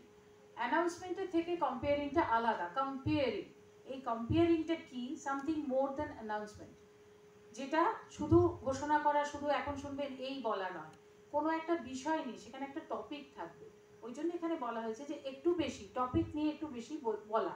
ধরে নাও তোমাকে বলা হলো যে এই যে প্রচণ্ড গরম পড়েছে, এই নিয়ে তোমাকে একটা কম্পেয়ারিং করতে হবে, একটা কম্পেয়ার প্রোগ্রাম করতে হবে। সেখানে তোমাকে সেই বিষয়ে একটু বলার স্বাধীনতা দেওয়া হচ্ছে, কিন্তু মনে রাখো যে এটা কিন্তু আরজেইং নয়। যে কম্পেয়ার সে কিন্তু আরজে নয়, সে কিন্তু প্রেজেন্টার নয়। এগুলো প্রত্যেকটা একটু একটু মিল, একটু একটু তফাৎ। সেই জন্যে যে অ্যানাউন্সার, তার থেকে কম্পেয়ার আলাদা।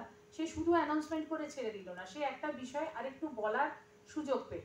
তোমাকে বলা হতে পারে, ধরো সলিল চৌধুরীর গান নিয়ে তোমাকে একটা কম্পেয়ার মিউজিক্যাল শো করতে বলা হলো। এইখানে কম্পেয়ার মিউজিক্যাল শো মানে কি?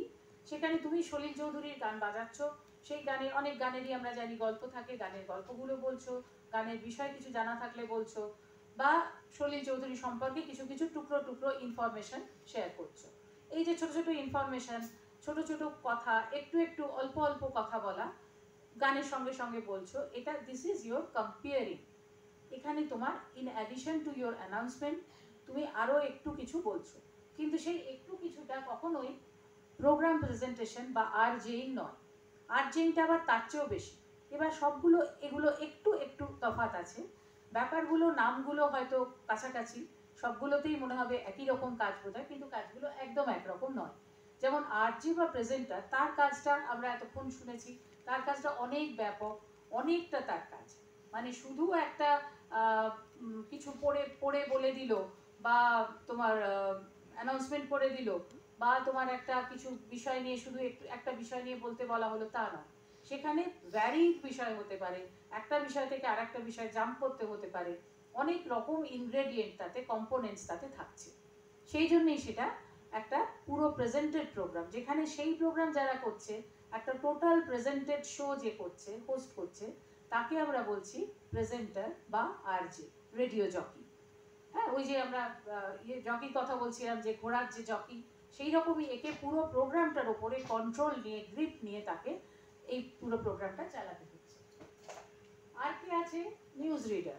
নিউজ রিডার তো জানা কথা, যিনি খবর পড়েন তিনি নিউজ রিডার। এবার শুধু কি তিনি নিউজ রিডার? এখনকার নিউজ আমরা শো যারা শুনি বা দেখি, শুধু রেডিওই নয়, ধরো টেলিভিশনেও, নিউজ রিডার বলতে আমরা জানতাম যিনি শুধু একটা বুলেটিন পড়ে চলে গেলেন। কিন্তু এখন যারা নিউজ রিডার হন, আমরা দেখেছি যে তারা একটা পুরো নিউজ শো কন্ডাক্ট করেন। শুধু খবর পড়ে তাদের কাজ শেষ হয়ে যাচ্ছে না, সেখানে তারা প্যানেলিস্টদের ইন্টারভিউ করেন, তারা অনেকটা বড় একটা নিউজ ম্যাগাজিন প্রোগ্রাম অনেক সময় হোস্ট করছেন। কাজে নিউজ রিডার মানে শুধু যিনি নিউজ পড়ছেন এমন হয়তো নয়, তার হয়তো আরও কিছু অ্যাডিশনাল কাজ থাকছে। এবারে আর তারপরে আসছেন অ্যাসাইনি। অ্যাসাইনি কে? অ্যাসাইনি মানে যাকে অ্যাসাইন করা হচ্ছে। কি অ্যাসাইন করা হচ্ছে? কোনো কাজ দেওয়া, অ্যাসাইন করা হচ্ছে। অ্যাসাইন করা হয় কিভাবে? একজন রিপোর্টারকে অ্যাসাইন করা যেতে পারে, একজন প্রেজেন্টার বা আরজেকে অ্যাসাইন করা যেতে পারে। কি অ্যাসাইন? টু অ্যাসাইন সাম স্পেশাল ডিউটি। কীরকম ডিউটি? তুমি যখন একজন রিপোর্টার, তোমাকে কোথাও একটা গিয়ে তোমায় রিপোর্টিং করার জন্য অ্যাসাইন করা হলো, তুমি সেখান থেকে রিপোর্টিং করে পাঠাবে। যেমন খবরের কাগজের ক্ষেত্রে কি হয়, আমরা লিখে পাঠাই, লিখিতভাবে খবর পাঠানো হয়, এখন তো মেল করে দেওয়া হয় বা অন্যভাবে পাঠিয়ে দেওয়া হয়, অনলাইন পাঠিয়ে দেওয়া হয়। তেমনি রেডিওর জন্য কি করা হচ্ছে, সে বাইরে থেকে, যে হয়তো দেশে বা বিদেশে বা কোনো জেলা থেকে, ধরো একজন অ্যাসাইনি আমার, তিনি এই অ্যাসাইনি কে তা তুমি বলবে, তাহলে তো প্রেজেন্টার যে সেও তো অ্যাসাইনি, তাকেও তো অ্যাসাইন করা হয়েছে। কিন্তু সাধারণভাবে অ্যাসাইনি তাকেই বলা হয় যাকে কোনো বাইরে কোনো অ্যাসাইনমেন্ট দেওয়া হয়েছে, যে বাইরে গিয়ে কিছু রেকর্ড করে আনছে বা কোনো কাভারেজ করে আসছে। যেখানে সেটা তোমার একজন আরজে, সে বাইরে গিয়ে, তোমার ফিল্ম ফেস্টিভ্যাল চলছে, সেখানে গিয়ে তুমি তাকে অ্যাসাইন করেছো, সে ফেস্টিভ্যালটা কাভার করে আসতে পারে, সেখানে গিয়ে সে কথা বললো, যারা এসেছেন, ভিউয়ার যারা এসেছেন, যারা ডিরেক্টর এসেছেন, অ্যাক্টর এসেছেন, তাদের সঙ্গে কথা বললো, সেই কথাগুলো আমরা লাইভ শোতে নিয়ে নিলাম, বা সে সেখান থেকে রেকর্ডিং করে পাঠালো, সেটা আমরা ইনকর্পোরেট করলাম আমাদের প্রোগ্রামে, এরকম হতে পারে। তাহলে তারা হলেন অ্যাসাইনি, যাদের who are assign to report or to cover something from outside, তারা হলেন অ্যাসাইনি। তিনি কিন্তু স্টুডিওতে বসে কাজ করছেন না। আর কে আছে? আর আছে ইন্টারভিউয়ার। ইন্টারভিউয়ার তো জানা কথা, ইন্টারভিউয়ার তো বলার কিছু নেই, যে কেউ যে কোনো জায়গায় যে কোনো সময় যিনি ইন্টারভিউ করছেন তিনি ইন্টারভিউয়ার। ইন্টারভিউয়ার কি একটা কোনো বিশেষ গোষ্ঠী তা নয়, কেউ কেউ ভালো ইন্টারভিউ করতে পারেন এটা ঠিকই, এবং প্রাইমারি চ্যানেলে ইন্টারভিউ অবশ্যই করা হয়, তেমনি যেমন প্রাইমারি চ্যানেলে ইন্টারভিউ করা হয় একটা এফএম শোতেও একজন আরজেকে ইন্টারভিউ করতে হতে পারে। আবার শুধু প্যানেলে ইন্টারভিউ নয়, অনেক সময় যেটা আমাদের করা হয় যেটাকে বলা হয় বক্স পপ। বক্স পপটাও জানো তোমরা নিশ্চয়ই, এই কথাগুলো খুব চলে এখন সোশ্যাল মিডিয়ায় বিভিন্ন জায়গায়, কাজে এই শব্দগুলোর সঙ্গে আমরা সবাই পরিচিত, তার জন্য কারোর কাজ করতে হয় না রেডিও টেলিভিশনে। বলো তো বক্স পপটা কি, কেউ একজন বলো। হুম আর কেউ any idea about box pop, কিরকম হতে পারে বক্স পপ, কখন নেওয়া যেতে পারে?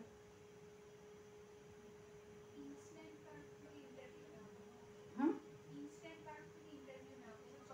হ্যাঁ, এই যে জনতার মতামত ইনস্ট্যান্ট নেওয়া হলো, কিরকম? ধরো রেজাল্ট বেরিয়েছে, তুমি একজনকে পাঠালে বক্স পপ করার জন্য, মানে এই টার্মগুলো যখন তোমরা কাজ করবে ব্যবহার করতে হবে। বলা হয় যে বক্স পপ করে আনো। বক্স পপ বলতে কি, ধরো রেজাল্ট বেরিয়েছে, ধরো ইলেকশন মানে ফল ডিক্লেয়ার হয়েছে, ধরে নাও কোনো একটা দুর্ঘটনা ঘটেছে, হুম এরকম বহু ক্ষেত্রে আমাদের বক্স পপ করতে হতে পারে। সেখানে গিয়ে তোমাকে যে কোনো, এখানে আগে থেকে কোনো কাউকে তুমি বলে দিচ্ছ না যে আমি তার ইন্টারভিউ করবো, বা সে কোনো বিশিষ্ট মানুষ নয়, যারা ম্যান ইন নিউজ আমরা যাকে বলি সেরকম বিশিষ্ট মানুষ নয়, যে কোনো সাধারণ মানুষ, সাধারণ ছাত্রী, পথ চলতি জনতা, তাদের আমরা যখন গিয়ে ইনস্ট্যান্ট একটা ইন্টারভিউ করছি, ছোট্ট একদম কয়েক সেকেন্ডের ইন্টারভিউ করছি, সেটাকে বলা হচ্ছে বক্স পপ। বা ধরো এর সঙ্গেই আবার আরেকটা শব্দ এসে যায় বাইটস, আমরা অনেক সময় বলি বাইটস নেব, একটা বাইটস নিয়ে এসো। হ্যাঁ, এই বাইটস আবার আমরা বলি একটা ডেসপ্যাচ পাঠালো। এই ডেসপ্যাচ বা বাইট এই দুটোর মধ্যেই বা তফাৎ কি? বাইটটা কি? একটা বিআইটি বাইট মানে তো কামড়, এটা তো বিআইটি বাইট, এই বাইটটা কি বাইট? এই বাইটটাও কিন্তু ওই রকম, মানে এক কামড় মতামত ধরো, মানে একটা ছোট্ট বাইট একটুখানি, মানে কারুর একটা তুমি ধরো নিউ ইয়ার্স ডে প্রোগ্রাম করবে, তুমি একজন বিশিষ্ট মানুষের একটা বাইট নিলে, তুমি হয়তো গিয়ে সব্যসাচী চক্রবর্তীর কাছে একটা বাইট নিয়ে এলে, এই ছোট্ট একটু কয়েক সেকেন্ডের যে মতামতটা সেটা হচ্ছে বাইট, এই বাইটটা তুমি নিতে গেলে। তো এই যে ইন্টারভিউয়ার, এইরকম ইন্টারভিউয়ার মানে সবসময় কিন্তু তার মানে বড় ইন্টারভিউ নয়, তাকে এরকম ছোট ছোট ইন্টারভিউ নিতে হতে পারে। এরপর আরো দুটো শব্দ, তিনটে শব্দ আমি লিখেছি আমার মনে পড়েছে বলে, আরো কিছু শব্দ তোমাদের মনে আসতে পারে হয়তো, যেমন ধরো মডারেটর। মডারেটরকে যখন আমরা একটা ডিবেট করছি, তোমাদের কলেজে স্কুলে তো ডিবেট হয়েছে, করেছো নিশ্চয়ই, সেই ডিবেটে একজন মডারেটর থাকেন, তাই না? বা একটা ডিসকাশন হচ্ছে, সেখানে মডারেটর থাকেন। সেই মডারেটর কি করেন? মডারেটরের কাজটা কি? মডারেট করছেন, মডারেট করা মানেটা কি? মডারেটর কি পার্টিসিপেন্ট? হুম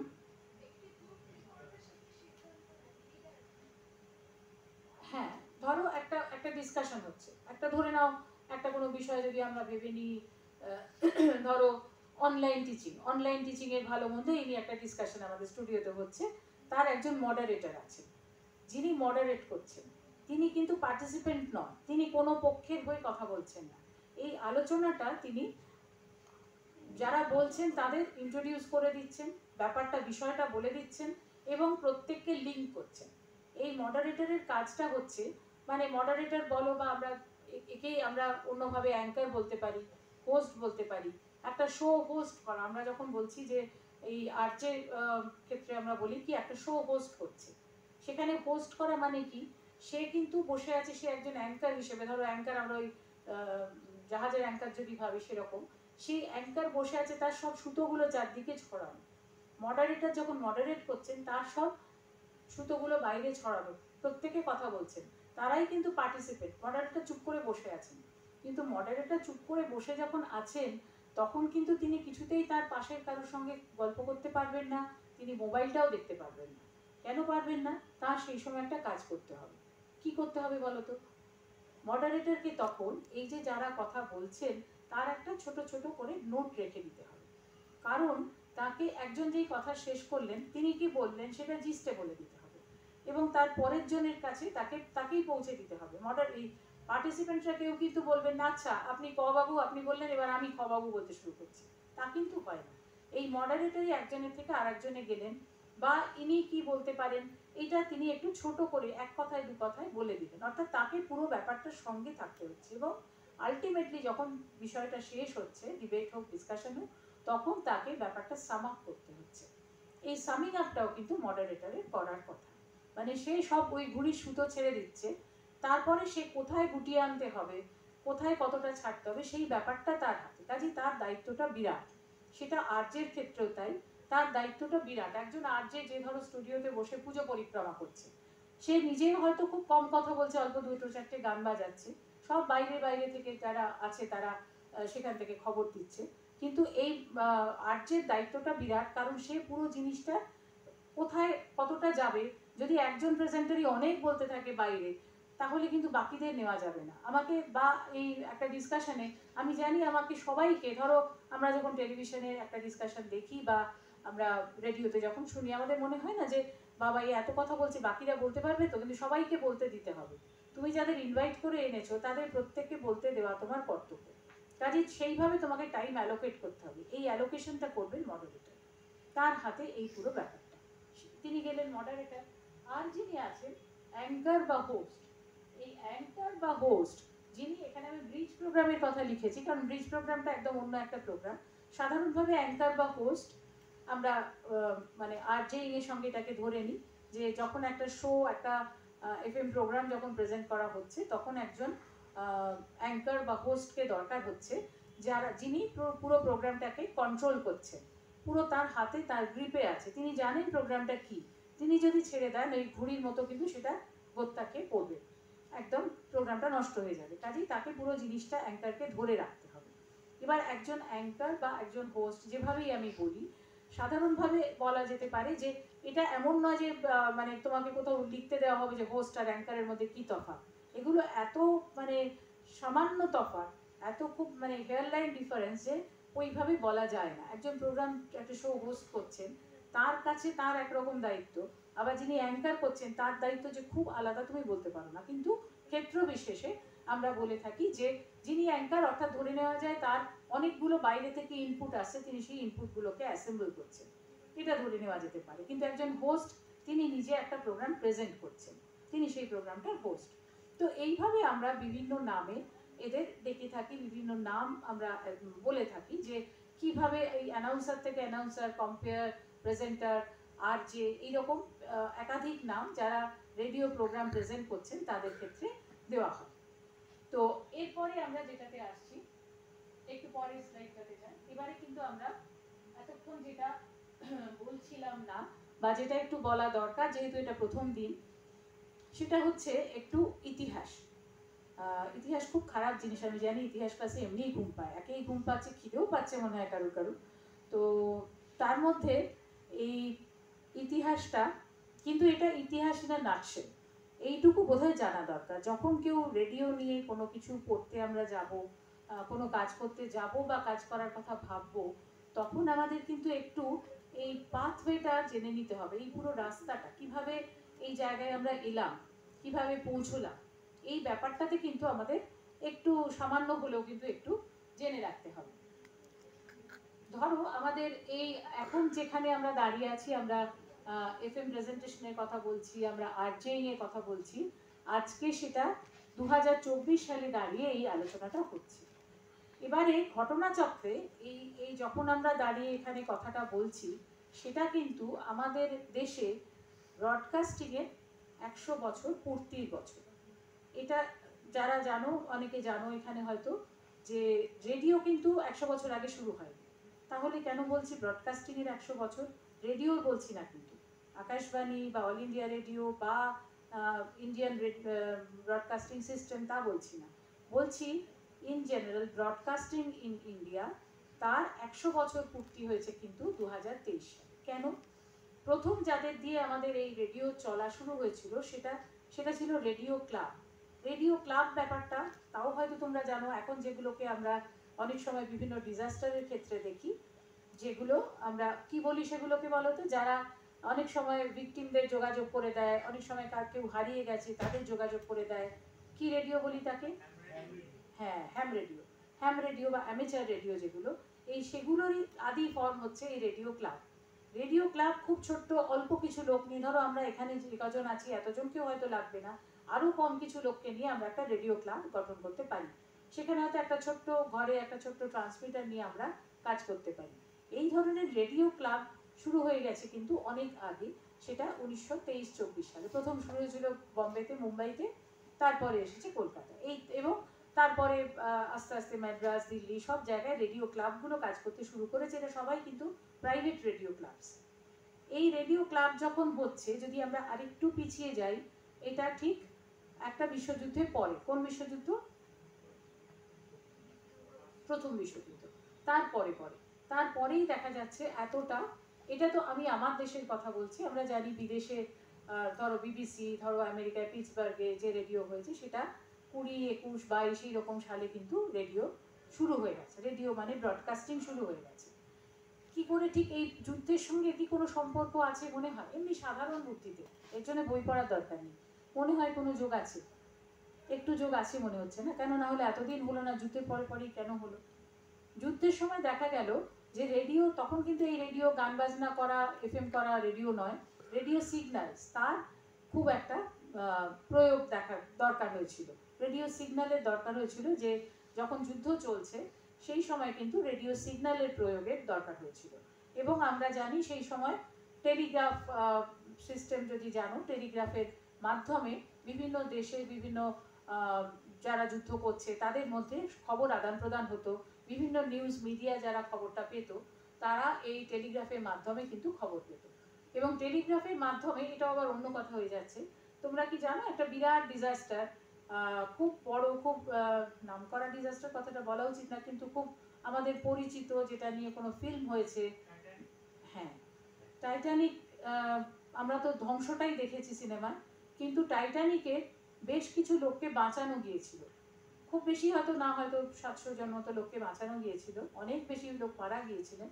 কিন্তু এইটা আরো বেশি হতে পারতো, হয়তো কেউই মারা যেতেন না যদি এই সিস্টেমটা পুরোটা কাজ করতো।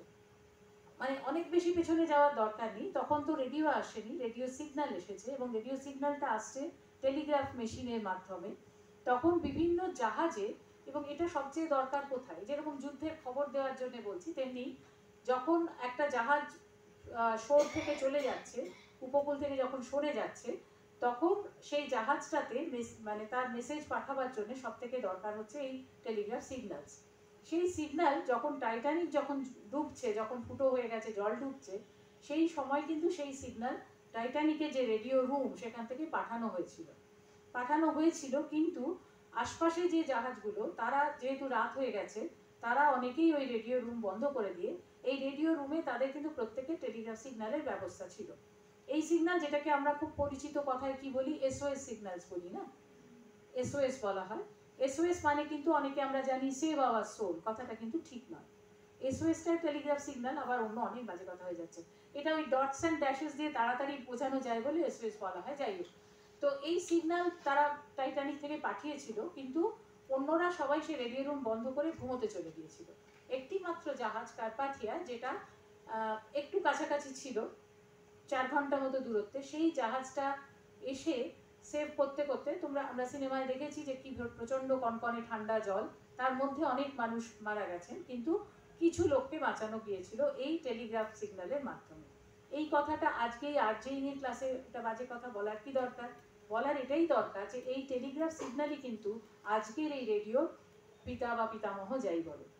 তো সেই টেলিগ্রাফ সিগন্যাল থেকে যখন আমরা রেডিওতে এলাম, রেডিও সিগন্যালে এলাম, আস্তে আস্তে ব্রডকাস্টিং শুরু হলো।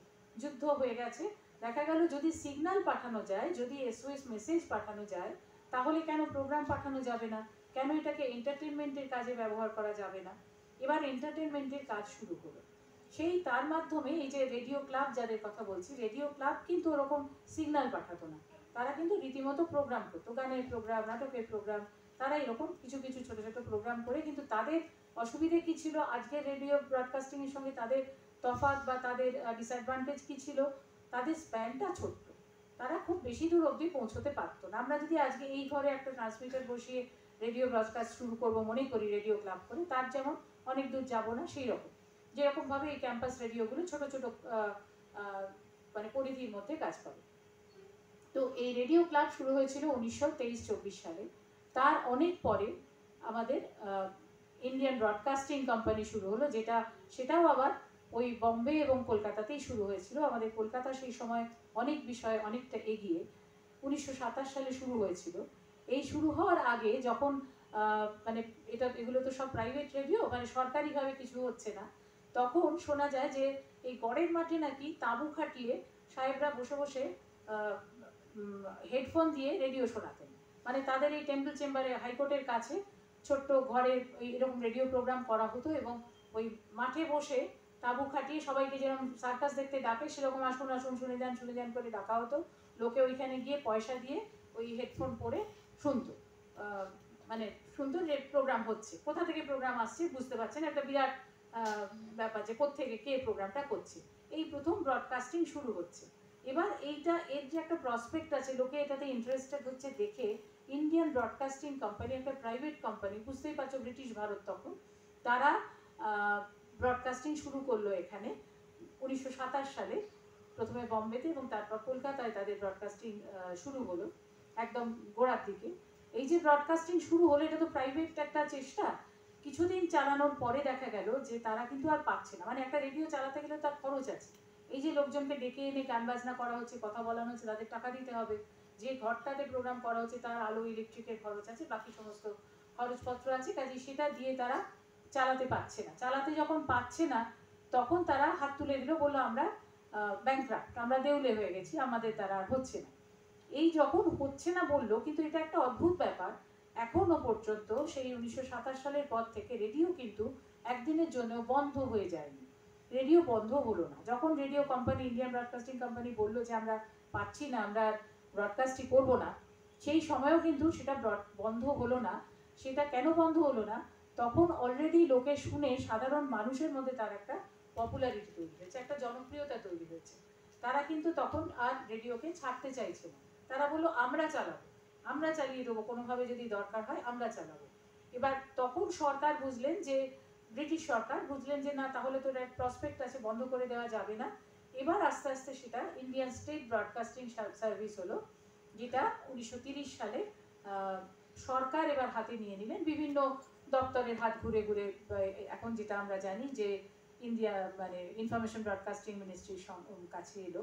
তো এইভাবে রেডিও প্রথম শুরু হলো 1927 সালে, তার চলা শুরু হলো। এখানে আমি কতগুলো মাইলস্টোনের উল্লেখ করেছি মাত্র, মানে রেডিওর পুরো ইতিহাস জানার প্রয়োজনও নেই, বা সে অতটা ধৈর্য কারোর থাকার কথা না, কিন্তু কতগুলো ল্যান্ডমার্ক না জানলে একটু মানে মনে হয়, যেহেতু তোমরা রেডিওর কোর্স করবে, একটু জেনে রাখা ভালো। এই শুরুর পরে রেডিওতে তো আমরা জানি তখন লাইভ রেডিও, বিভিন্ন প্রোগ্রাম হচ্ছে নানা রকম।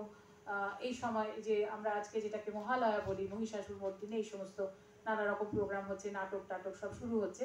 সব ইনোভেশন। তখন নতুন করে, যেমন আমরা এফএমটা ইনোভেট করেছিলাম, কি করব নতুন নতুন করে ভেবেছিলাম, ঠিক তখন রেডিওটাকেও সেভাবে ভেবে নতুন করে শুরু করা হচ্ছে। তো এই যে শুরু হলো, তারপরে একটা বড় জাম, মাঝে ছোটখাটো ঘটনাগুলো বাদ দিলে বড় একটা জাম, যেটা এই 1957 সালে বিবিধ ভারতী সার্ভিস। বিবিধ ভারতীর সার্ভিস সম্বন্ধে কি কারোর কিছু জানা আছে? থাকার চান্স কম, তবু কেউ কিছু জানো এটা কি?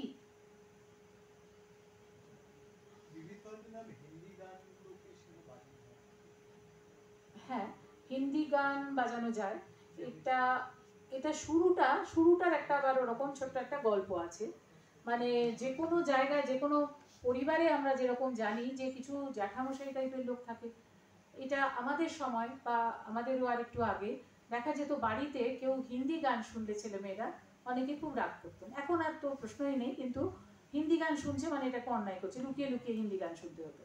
তা এইরকম সময়, ধরো এই 1957 সালে যখন বলছি, তারও একটু আগে, যে সময় রেডিওতেও একজন মন্ত্রী, রেডিওর মন্ত্রী, যিনি ভারপ্রাপ্ত মন্ত্রী, ইনফরমেশন ব্রডকাস্টিং মিনিস্টার, বি.ভি. কেশকর বলে, ডক্টর বি.ভি. কেশকর, সেই ভদ্রলোক ছিলেন এরকম একজন জ্যাঠামশাই, যিনি এই হিন্দি গান, লাইট মিউজিক, এইগুলোকে একদম পছন্দ করতেন না। তার ধারণা ছিল রেডিও ব্রডকাস্ট করবে সবসময় ধ্রুপদী জিনিস, ক্লাসিক্যাল জিনিস, সেখানে তার এরকম চটুল জিনিস, হালকা জিনিস ব্রডকাস্ট করবে না। তিনি ফিল্ম মিউজিক, হিন্দি মিউজিক, এগুলোকে ঢুকতে অ্যালাউ করেননি। কিন্তু সাধারণ মানুষ আমরা তো এগুলোই শুনতে ভালোবাসবো, লাইট মিউজিক, ফিল্ম মিউজিক তো আমরা ভালোবাসবো। তখনও দেখা গেল কিছুদিন পরে রেডিওর লিসনিং কমতে লাগলো। এটা দেখা গেল কি করে বলছি বলো তো, দেখা কি করে যাচ্ছে? এখন কি আমরা দেখতে পাচ্ছি রেডিও লিসনিং কমছে না বাড়ছে? কি করে বলছি দেখা গেল রেডিও লিসনিংটা কমছে? কি করে দেখা গেল? Any idea? হ্যাঁ, সেটা পরে হয়, অনেক পরে। তখন লিসনারশিপ সার্ভিস হতো না। তখন কি করে জানা যেত জানো? তখন ছিল লাইসেন্স। রেডিও রাখতে গেলে এখন যেরকম গাড়ির লাইসেন্স লাগে, তেমনি রেডিও বাড়িতে রাখতে গেলে লাইসেন্স ফি দিয়ে লাইসেন্স করাতে হতো। এই লাইসেন্স কমতে লাগলো, বছরে রিনিউয়াল কমলো। তুমি আর যদি রেডিও না রাখো, রেডিওতে তুমি ফিল্ম মিউজিক, হালকা মানে লাইট মিউজিক, আধুনিক গান টান শুনতে পাচ্ছ না, তুমি রেডিও আর রাখবেই না। তুমি কি করবে? লাইসেন্সটা রিনিউ করাবে না। তাতে একটা আন্দাজ পাওয়া গেল যে রেডিও লিসনিং কমে যাচ্ছে। তাই কমে যে যাচ্ছে, এরা কোথায় যাচ্ছে? তখন দেখা গেল রেডিও সিলোন বলে একটা প্যারালাল চ্যানেল হয়েছে। সিলোন থেকে, শ্রীলঙ্কা থেকেই সেটা বাজানো হচ্ছে। যারা কি করছে, তারা আমাদের এই লিসনারদের টেনে নিচ্ছে, তারা ওই ফিল্ম মিউজিক, লাইট মিউজিক তারা বাজাতে শুরু করে দিয়েছে এবং স্বাভাবিকভাবে সব শ্রোতা সেখানে চলে যাচ্ছে। এবার তাহলে কি করা হবে? বলা হলো যে তখন এই কেশকার কিন্তু ঢুকতে দেবেন না। উনি একদম খুব একদম স্টাবার্ন যে আমি এখানে ওই লাইট ব্যাপার ট্যাপার করতে দেবো না। কিন্তু রেডিওতে দেখা গেল যে তাহলে তো আমাদের লিসনিং কমে যাবে, কি করা যাবে? তখন প্ল্যান করা হলো যে একই ছাতার তলায়, মানে আন্ডার দি সেম আমব্রেলা, এই অল ইন্ডিয়া রেডিওর আরেকটা সিস্টার অর্গানাইজেশন তৈরি করা হবে। সেইটা হলো এই বিবিধ ভারতী সার্ভিস। বিবিধ ভারতী থেকে নিশ্চয়ই বুঝতে পারছো, ভ্যারাইটি প্রোগ্রাম, অনেক রকম প্রোগ্রাম। এই বিবিধ ভারতী কি করলো? এরা কিন্তু ওই লাইট মিউজিক, ফিল্ম মিউজিক, হালকা চটুল গান এবং আরও নানা রকম চটুল প্রোগ্রাম। চটুল বলতে কি, মানে খুব ভারী গম্ভীর গুরুগম্ভীর প্রোগ্রাম নয় যেগুলো, ফিল্ম মিউজিক নিয়ে কোনো প্রোগ্রাম, কোনো ফিল্ম স্টারের ইন্টারভিউ বা কোনো ওই কুইজ ধরনের প্রোগ্রাম, লাইটার বেনে যে প্রোগ্রামগুলো হয় সেরকম প্রোগ্রাম এই বিবিধ ভারতী সার্ভিস ব্রডকাস্ট করতে শুরু করে দিল। এবং তাতে কি হলো?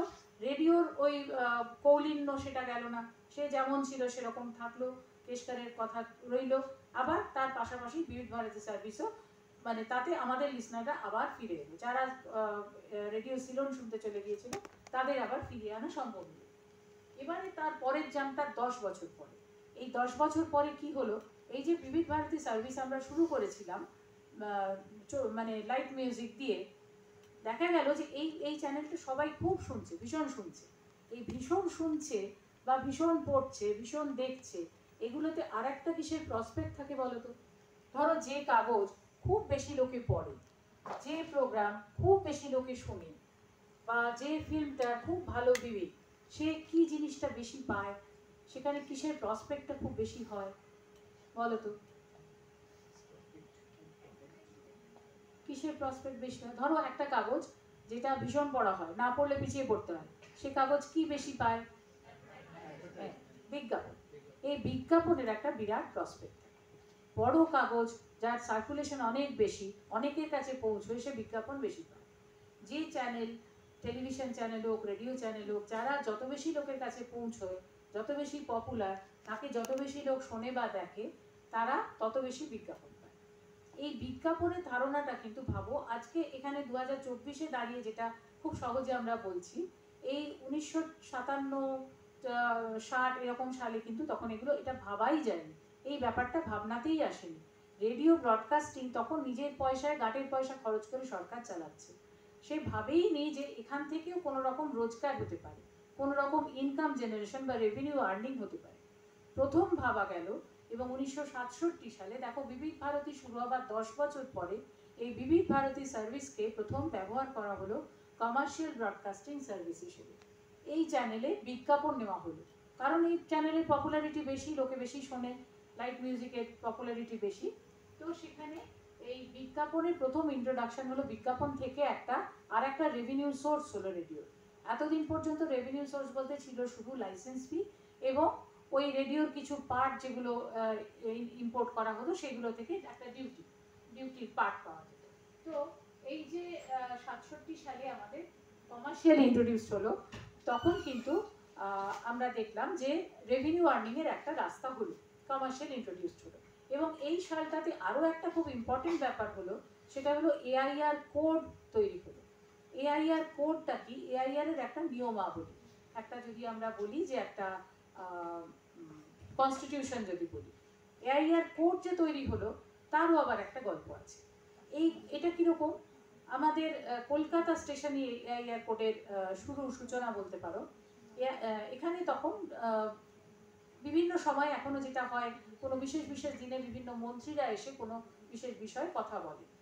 মে ডেতে 1967 সালে মে ডেতে লেবার মিনিস্টার সুবোধ ব্যানার্জি ছিলেন তখন, লেফট ফ্রন্টের লেবার মিনিস্টার, তিনি এসে একটা বক্তৃতা দিলেন, মানে কথিকা এটা বললেন রেডিওতে।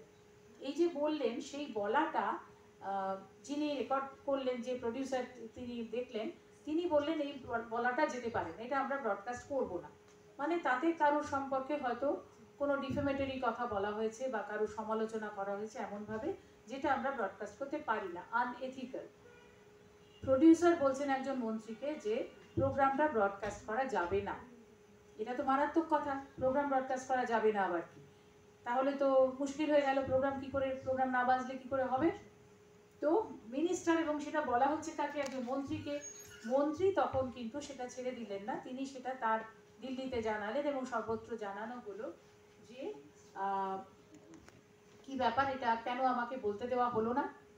তখন বলা হলো যে এটা আমাদের নর্মের বাইরে, আমরা ব্রডকাস্টিং করছি বলে আমরা কিন্তু যে কোনো পার্টিকে, যে কোনো দেশকে, যে কোনো দলকে, যে কোনো মানুষকে ডিফেম করতে পারি না, তার অবমাননা করতে পারি না।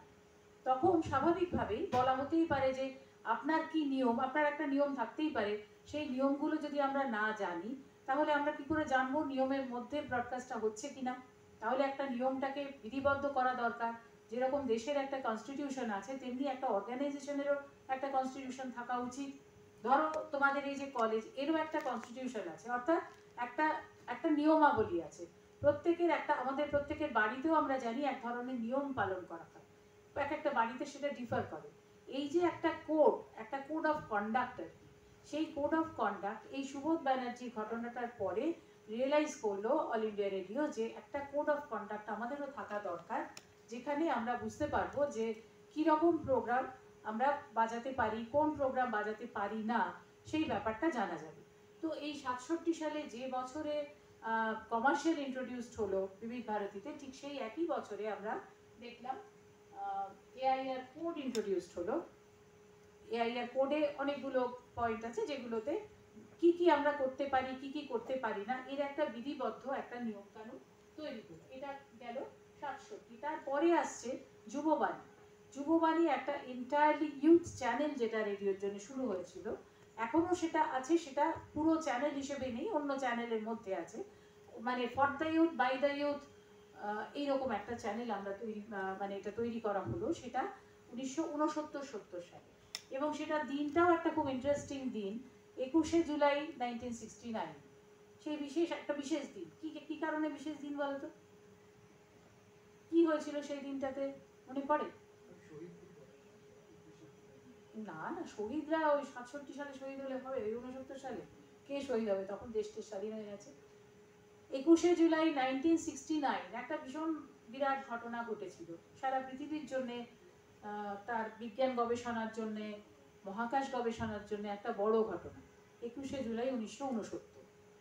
এই কি কুইজ করো না তোমরা, সবাই জানো, তাকে একটু ধরিয়ে দিলেই মনে পড়বে।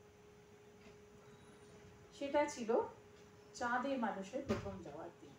সেই দিনে আমাদের এই যুববাণী চ্যানেল শুরু হয়েছিল।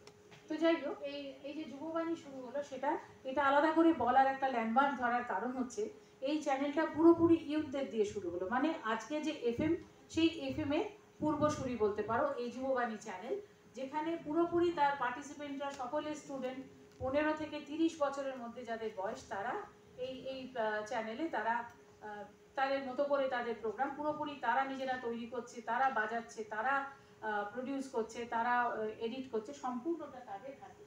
সেইভাবে এই যুববাণী চ্যানেল শুরু হলো। এটা গেল 1969-70-এর ব্যাপার। এবার তারপরে আবার একটা বিগ জাম্প, সেই বিগ জাম্পটার পরে আমরা কোথায় আসছি, আমরা আসছি লোকাল রেডিও স্টেশন। এই এতদিন পর্যন্ত যেটাকে আমরা বলছি ব্রডকাস্টিং, না, রেডিও মানে ব্রডকাস্টিং। রেডিও কি করে? ব্রডকাস্ট করে। ব্রডকাস্ট কেন বলছি? What is broadcast? ব্রডকাস্ট মানে কি? ব্রডকাস্ট কথাটার মানে কি? এটা তো খুব একটা পরিষ্কার কথা। কি হ্যাঁ ব্রডলি কাস্ট করা, তো মানে অনেকটা ছড়িয়ে অনেকটা অব্দি, মাস কমিউনিকেশন তো এটা, মাস মিডিয়া, সে অনেকটা জায়গায় হাজার হাজার লক্ষ লক্ষ মানুষের কাছে পৌঁছে দিচ্ছে, তাই আমরা তাকে বলছি ব্রডকাস্ট। এবারে এই যে লোকাল রেডিও স্টেশন শুরু হলো, লোকাল রেডিও স্টেশনের মাধ্যমে শুরু হলো আমাদের ন্যারো কাস্টিং। ন্যারো কাস্টিংটা কি বলো তো, ব্রডকাস্টিং তো ব্যাপারটা জানি, ন্যারো কাস্টিং আবার কি কথা? মানে এতদিন যেটা আমরা রিজিয়নাল চ্যানেল, ন্যাশনাল চ্যানেলের মাধ্যমে যখন রেডিও ব্রডকাস্ট হয়েছে, তখন তারা সারা দেশে সারা বিদেশে পর্যন্ত তারা ব্রডকাস্ট করেছে, কিন্তু দেখা গেল তাতে কিন্তু সাধারণ মানুষ একদম যারা ডাউন টু আর্থ, তারা কিন্তু সেখানে জায়গা পাচ্ছে না, তাদের সেখানে কিন্তু কোনো জায়গা নেই, তাদের পার্টিসিপেশন খুব কম, সেখানে খুব অল্প সামান্য কিছু লোক, এলিট বা একদম upper crust of the media, upper crust of the society, তারা একমাত্র সেখানে পার্টিসিপেট করতে পারছে, সাধারণ মানুষ যারা, তারা কিন্তু সেখানে পৌঁছতে পারছে না, মানে লোকাল ইন্টারেস্টগুলো সার্ভ করছে না রেডিও ব্রডকাস্টিং। তখন শুরু হলো লোকাল রেডিও স্টেশন। 1984 সালে প্রথম একটা লোকাল রেডিও স্টেশন, যেটা শুরু হয়েছিল দক্ষিণে নাগেরকয়েলে, তামিলনাড়ু, সেখানে প্রথম লোকাল রেডিও স্টেশন শুরু হলো, এবং যেটাকে আমরা বলছি ন্যারো কাস্টিং। কেন বলো তো, আমাদের এই ব্রডকাস্টিংটা ন্যারো হয়ে আসছে, ন্যারো করে নিচ্ছি আমরা, হয়ে আসছে মানে এমন না যে ব্রডকাস্টিং করা যাচ্ছে না বলে ন্যারো হয়ে এলো, আমরা নিজেরা চেষ্টা করে ব্রডকাস্টিং এর পাশাপাশি আর একটা ন্যারো কাস্টিং এর জায়গা করছি, যেখানে লোকাল ইন্টারেস্টটাকে অনেক বেশি দেখা হবে, লোকাল পিপল, লোকাল যারা সাধারণ মানুষ, সেই সব মানুষকে যাতে তাদের কাছে পৌঁছানো যায়, তাদের সুবিধে সমস্যা সেগুলো যাতে তুলে ধরা যায়। ধরো একটা বিশেষ এলাকা, সেই এলাকার কি সুবিধে অসুবিধে, এটা কিন্তু আমাদের ন্যাশনাল চ্যানেলে কোনোদিনই সেটা খবর হবে না, কোনোদিনই সেটা নিয়ে কোনো প্রোগ্রাম কেউ করবে না, সেখানে বড় বড় বিষয় নিয়ে ভাবা হবে, কিন্তু লোকাল চ্যানেলে সেই ছোট ছোট বিষয় নিয়ে ভাবা শুরু হলো, লোকাল রেডিও স্টেশন শুরু হলো 1984 সালে নাগেরকয়েলে। এরপরে আমাদের এখন আমরা যেটা নিয়ে কথা বলছি, যেটা নিয়ে কথা তোমরা এই কদিন শুনবে, এফএম চ্যানেল, সেই এফএম চ্যানেলের কথা আসছে এরপর, ইন্ট্রোডাকশন অফ এফএম। এটা হচ্ছে কবে, 1993-94 সালে, এখন থেকে কত বছর আগে, যখন প্রথম এফএম চ্যানেল শুরু হলো, এফএম ব্রডকাস্ট শুরু হলো আর কি। এফএম ব্রডকাস্ট শুরু হলো মানে যেটা আমরা বললাম, প্রথমে আমরা প্রাইভেট পার্টি কিছু সময় নিয়ে নিল, এটা একদম এক্সপেরিমেন্টাল লেভেলে যখন আমরা এফএম ব্রডকাস্ট শুরু করলাম, ইন্ট্রোডাকশন অফ এফএম 93-94 সালে। তারপরে যেটা শুরু হয়েছিল, যেটা এই সময় যখন প্রাইভেট পার্টিগুলো, ধরো বিভিন্ন কোম্পানি, তারা যেরকম আমরা বিবিধ ভারতীতে স্লটগুলো বিক্রি করে দিতাম, তার বিনিময়ে টাকা পাওয়া যেত এবং তারা সেখানে বিজ্ঞাপন বাজাতো, এবার এই স্লটগুলো নিয়ে এখানে বিজ্ঞাপন বাজলো না, প্রাইভেট পার্টিগুলো, ধরে নাও টাইমস অফ ইন্ডিয়া গ্রুপ বা প্রক্টর অ্যান্ড গ্যাম্বল গ্রুপ, তারা ওখানে প্রোগ্রাম দিতে শুরু করলো এফএম যখন শুরু হলো, এবং যখন সেইটা উঠে গেল, আকাশবাণীর এফএম শুরু হলো, তার কিছুদিন পরে 2001 সালে শুরু হলো private FM station, private FM channel, আর যেগুলো বিগ এফএম, রেডিও মির্চি, এই যে ফ্রেন্ডস এফএম, এই যে পরে আমরা যেগুলো আলাদা আলাদা করে যে প্রাইভেট এফএম চ্যানেলগুলোর নাম আমরা জানি, সেইগুলো শুরু হলো এই এত পরে 2001 সালে। এরা এই চ্যানেল শুরু হলো মানে কি, এতদিন কেন শুরু হয়নি, এই যে এর জন্য তো, এই যে আমরা বলি এত মিটার ব্যান্ডে পাওয়া যাবে, এত মেগাহার্টজে পাওয়া যাবে, এটা একটা চ্যানেল উইডথ আছে, মানে ধরো 107, ধরো 102, ধরো 98.3, এই যে এইগুলো হচ্ছে একটা, আমরা বলে দিই তো যে এই মিটারে এই মেগাহার্টজে পাওয়া যাবে, এই জায়গাগুলো, এই এয়ার ওয়েভগুলো, সেগুলো এক একজনকে অ্যাসাইন করে দেওয়া হয়, যেরকম আমাদের ধরো আকাশবাণীকে কিছু করে দেওয়া হয়েছে, তেমনি সরকারের কাছে লাইসেন্স নিয়ে এগুলো, এই বিভিন্ন মিটার ব্যান্ডগুলো এরা কিনে দেবে, নিয়ে তারা নিজস্ব এবার স্টেশন শুরু করলো, আর আকাশবাণী স্লট কিনে নিয়ে প্রোগ্রাম নয়, এবার তারা নিজেরা আলাদা আলাদা করে চ্যানেল শুরু করলো। এই যখনই প্রাইভেট এফএম চ্যানেলগুলো শুরু হয়ে গেল, তখন একটা খুব ভালো ব্যাপার হলো, কি ভালো ব্যাপার হলো, ব্রডকাস্টিংয়ের জন্যে, সরকারি ব্রডকাস্টিংয়ের জন্যে একটা খুব ভালো কাজ হলো, যখন এই বিভিন্ন প্রাইভেট এফএম চ্যানেল, পাশাপাশি অল ইন্ডিয়া রেডিও সরকারি এফএম চ্যানেল যখন একসঙ্গে কাজ করতে শুরু হলো, তখন একটা খুব ভালো ডেভেলপমেন্ট হলো। সেই ডেভেলপমেন্টটা কি, একটা কি হলো বলো, কি হলো, কম্পিটিশন ভালো হলো, একটা ফেয়ার কম্পিটিশন শুরু হলো। তার আগে তো রেডিওই, একাই রেডিও, কিন্তু এবার যখন প্রাইভেট চ্যানেলগুলো চলে এলো, তখন এই বিভিন্ন চ্যানেলের সঙ্গে কম্পিট করে AIR FM, তারা কিন্তু তারাও এই পুরো মানে কম্পিটিশন অ্যারেনাতে ঢুকে গেল। অর্থাৎ প্রত্যেকটা চ্যানেল তখন তারা একটা কি বলবো একটা ফেয়ার কম্পিটিশনের মাধ্যমে তারা নিজেদের কোয়ালিটি ইমপ্রুভমেন্ট, যেটা হয় একটা প্রোডাক্টের ক্ষেত্রে কম্পিটিশন হলে যেমন তার কোয়ালিটি ইমপ্রুভমেন্ট হয়, সার্ভিসের ক্ষেত্রেও দেখা গেল যখন কম্পিটিশন এলো তখন প্রত্যেকটা চ্যানেলই তার লিসনিং বাড়ানোর জন্য, লিসনারশিপ বাড়ানোর জন্য দেখা গেল তারা তাদের program content, program presentation, format সমস্ত কিছু আরও ভালো বেটারমেন্ট করতে শুরু করলো। এটা হলো প্রাইভেট এফএম চ্যানেল যখন হলো। আরও পরে দুটো ডেভেলপমেন্ট, একটা হচ্ছে ক্যাম্পাস রেডিও, একটা কমিউনিটি রেডিও, একটা 2004, একটা 2008। এই ক্যাম্পাস রেডিও যেটার কথা বলছিলাম যে এখন এখানে আমাদের শহরেও ক্যাম্পাস বলতে কলেজ ক্যাম্পাসে বা ইউনিভার্সিটি ক্যাম্পাসে রেডিও শুরু হয়েছিল 2004-এ। এটা শুরু হয়েছিল আন্না ইউনিভার্সিটিতে শুরু হয়েছিল প্রথম 2004-এ, আন্না এফএম। এটা একটা প্রথম, এরকম ব্যাপার তো ছিল না। এর আগে আমাদের radio channel, zonal channel, national channel এসব হলো, প্রাইভেট চ্যানেল হলো, লোকাল রেডিও চ্যানেল হলো।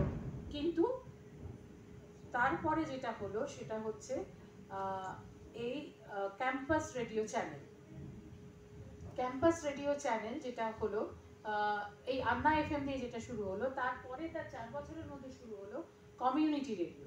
কমিউনিটি রেডিও কিন্তু এবার শুধু এগুলো তো কলেজ ক্যাম্পাসের মধ্যে না, একটা কমিউনিটির মধ্যে। লোকাল রেডিও যেটা শুরু করেছিল একটা এলাকা ভিত্তিক, ধরো আমাদের পশ্চিমবাংলায় মুর্শিদাবাদে একটা লোকাল রেডিও স্টেশন আছে, শান্তিনিকেতনে একটা লোকাল রেডিও স্টেশন আছে। তারা কিন্তু কলকাতা, বম্বে, ম্যাড্রাস যেরকম প্রোগ্রাম করে সেরকম প্রোগ্রাম করে না। তারা কি করে, তাদের ট্যালেন্ট সব ওই লোকাল জায়গার মধ্যে থেকে নেওয়া হয়।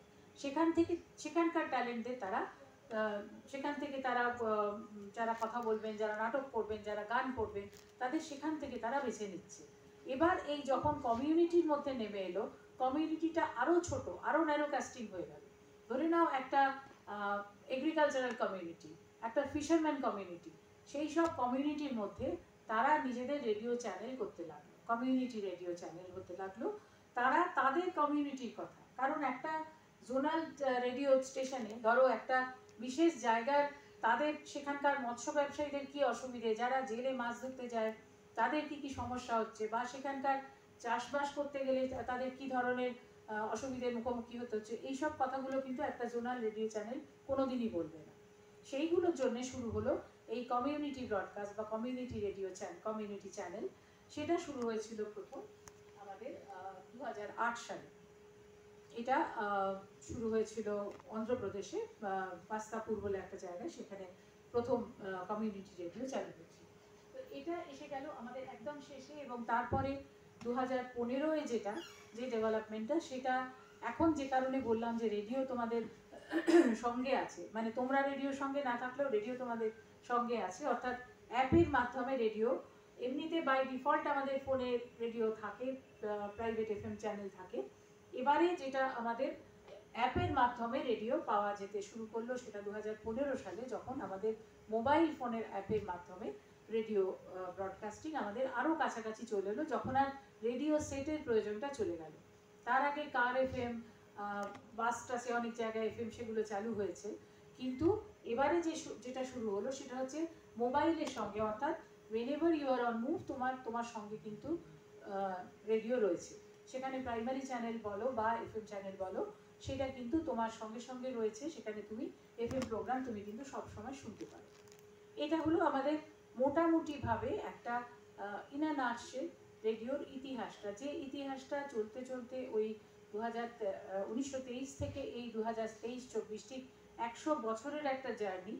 তার মধ্যে যেখানে এসে আমরা রেডিওতে আরজেইং এর কথা, এফএম ব্রডকাস্টের কথা ভাবছি, সেই রকম একটা জায়গায় পৌঁছে দেবার জন্য এই স্টেপগুলো খুব ছোট ছোট, খুব একটা অল্প কথায় যেখানে এই নাটশেলে এটাকে বলা গেল। আচ্ছা, এবার যদি তোমাদের নিজেদের রেডিও ব্রডকাস্ট বা এফএম এর আরজেইং সম্পর্কে কিছু, তোমাদের ধরো একটা ক্লাস সকালে করেছো, একটা কথা শুনেছো একজনের, যিনি একজন পুরোপুরি আরজে, তার কথা শুনেছো, বা এখন খুব ক্লান্তি নিয়ে, খুব বিরক্তি নিয়ে হলো কিছুটা শোনা হলো, এটা মিলিয়ে আরও কিছুদিন ধরে শুনবে। এটার পরে যেহেতু তোমরা ধরে নিচ্ছি যে আর্জেইং করতে চাও, এরকম একটা উদ্দেশ্য আছে বলেই এটা কোর্সটা করতে এসেছো। তোমাদের যদি কোনো বক্তব্য থাকে, কিছু জিজ্ঞাসা থাকে, সেটা বলতে পারো।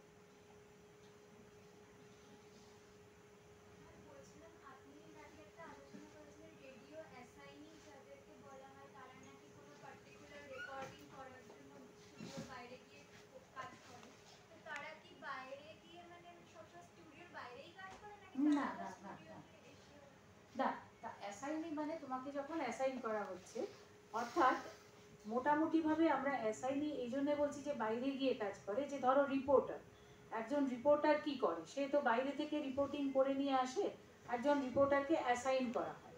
ধরে নাও তুমি যদি একটা নিউজ পেপার সেট আপ ভাবো, সেখানে কি থাকে, একটা নিউজ ডেস্ক থাকে, সেখানে কিছু এডিটার বসে থাকেন, সাব এডিটার বসে থাকেন, এবার বাকি থাকে রিপোর্টার, করেসপন্ডেন্ট, যারা বাইরে থেকে খবর পাঠাচ্ছে বা এনে দিচ্ছে। হ্যাঁ, তার মানে কি এরা শুধু বাইরেই থাকবে? এদের কাজটা ওইভাবে অ্যাসাইন করা হচ্ছে যে তারা রিপোর্টিং করবে, তারা বাইরে থেকে খবরটা এনে দেবে।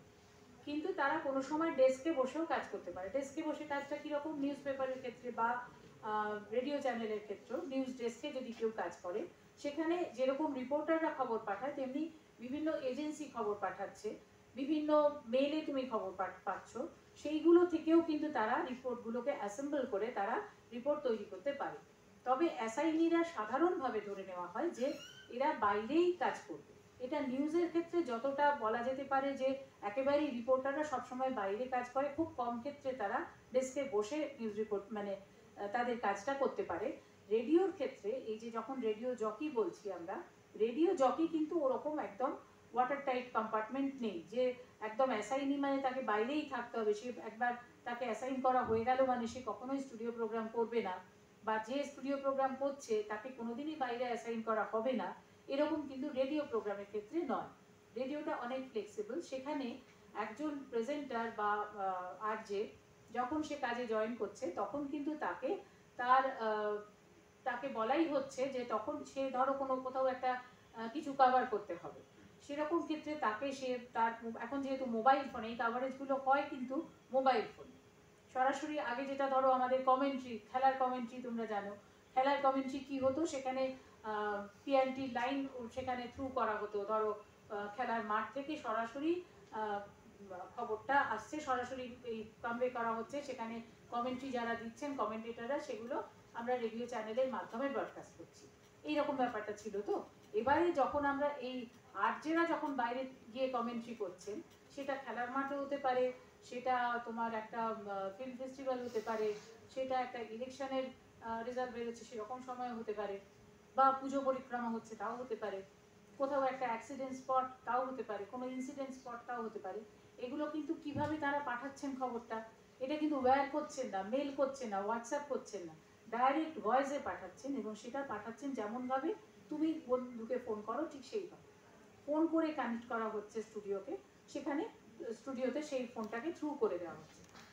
ফোনটা কিন্তু আমরা মাইক্রোফোনের সামনে ধরি না, আমরা সাধারণভাবে ফোন আমরা থ্রু করে দিই, মানে ফোন কনসোলের মাধ্যমে সেটাকে থ্রু করে দেওয়া হচ্ছে, এয়ারে চলে যাচ্ছে। সেই ফোনটা আমার ধরো যিনি হোস্ট আর কি, যিনি অ্যাঙ্কার করছেন, তিনি বললেন হয়তো যে এখন আমরা শুনবো অমুক প্যান্ডেলে কীরকম পুজো হচ্ছে, বা আমরা দেখবো ওই জায়গায় একটা দুর্ঘটনা ঘটেছে, সেখানে ঠিক সেইখান থেকে আমাদের প্রতিনিধি বলছেন। এই যে প্রতিনিধি, ইনি একজন আরজে, ইনি assign to cover the program, কিন্তু এই আরজি আবার এক সময় হয়তো তিনি এদিকে এপারে থাকবেন, তিনি হয়তো স্টুডিও প্রোগ্রাম প্রেজেন্ট করবেন, নট নেসেসারিলি তাকে সবসময় বাইরে থাকতে হবে।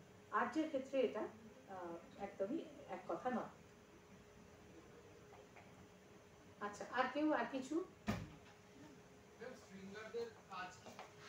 স্ট্রিঙ্গারদের কাজটা হচ্ছে যারা বাইরে থেকে কোনো খবর পাঠায়।